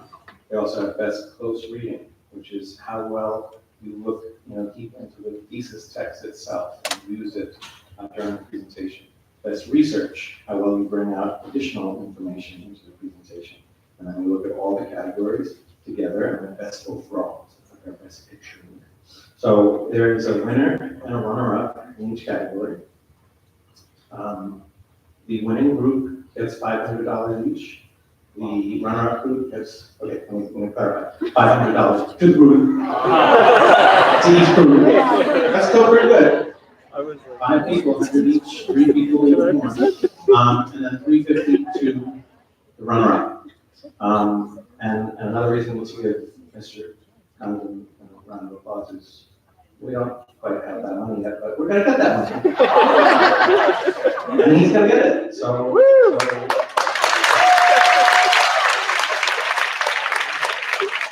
Thank you. Thank you again from our alums. Okay, so without further ado, the runner-up for best presentation, $350.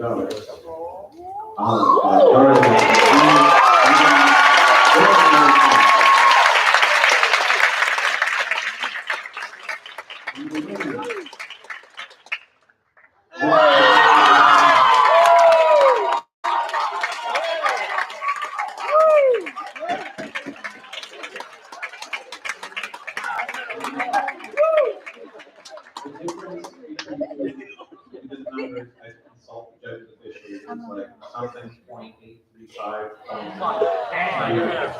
something like that. It wasn't even. And congratulations to both groups.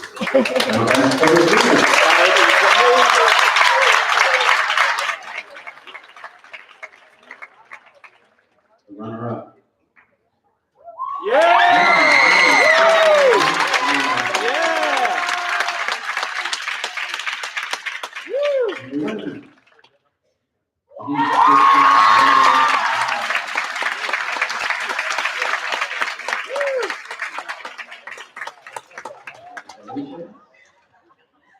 Now best research.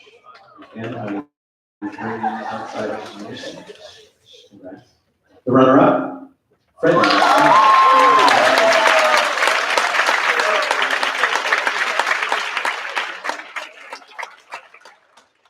love the Lord of the Rings. I did not put my thumb on the scale for this. Did it at 81. Great job, guys. Okay, and the winner, Angela.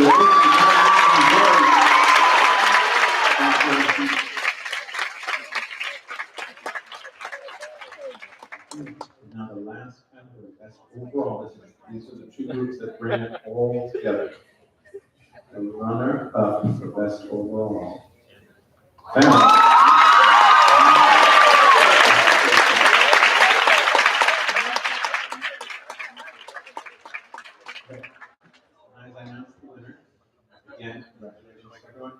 will say about the winner is this is the only one, so it was a clear winner.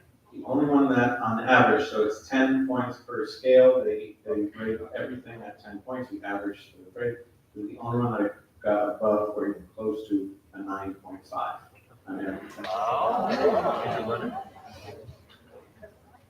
Who's that?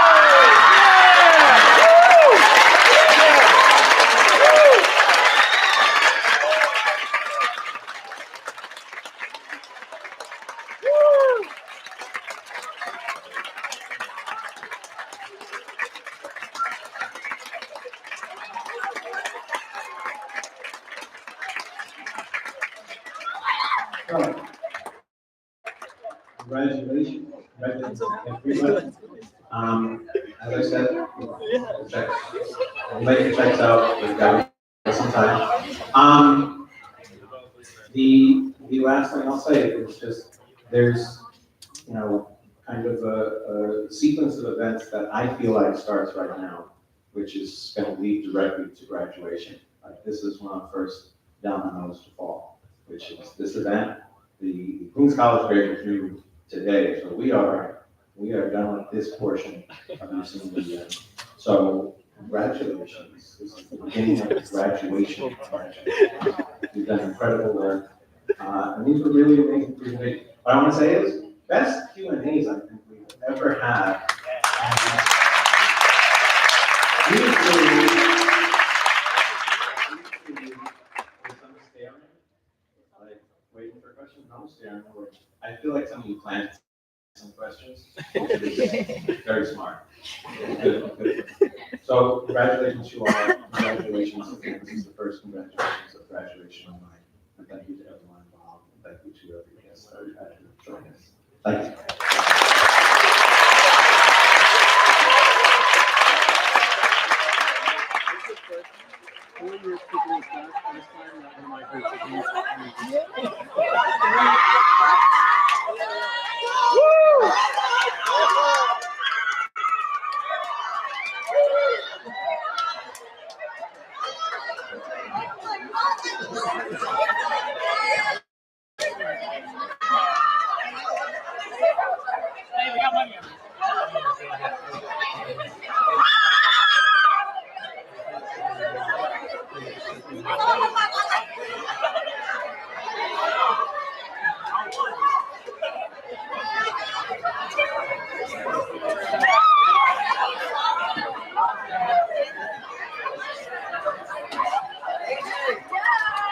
AJ, it's red.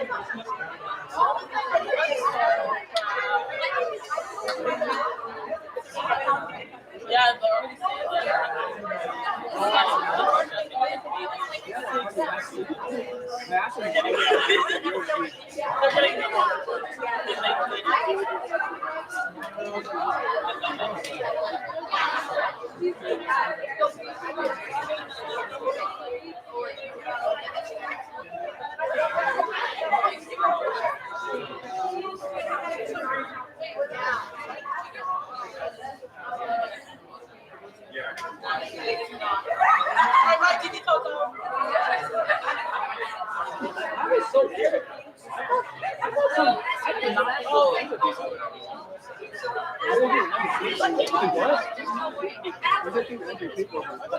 Yeah, I don't know how that went. Wait, it was funny. Yeah, I think everyone just saw those. Yeah, I don't know how you guys. So when you just started, you were just what?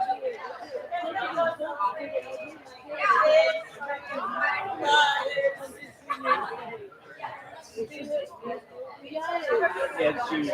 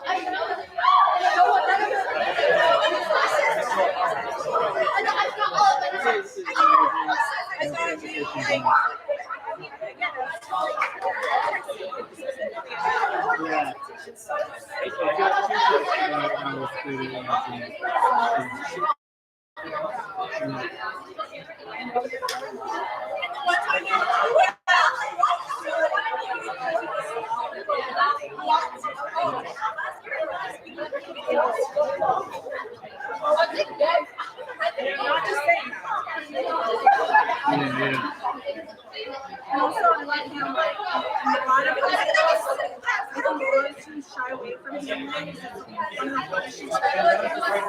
and the fact that you guys were, like, trying to, that was such a complex, that speaks so much to her. I think that's probably what the hardest is like. Yeah. It's just like impressive that you were able to tackle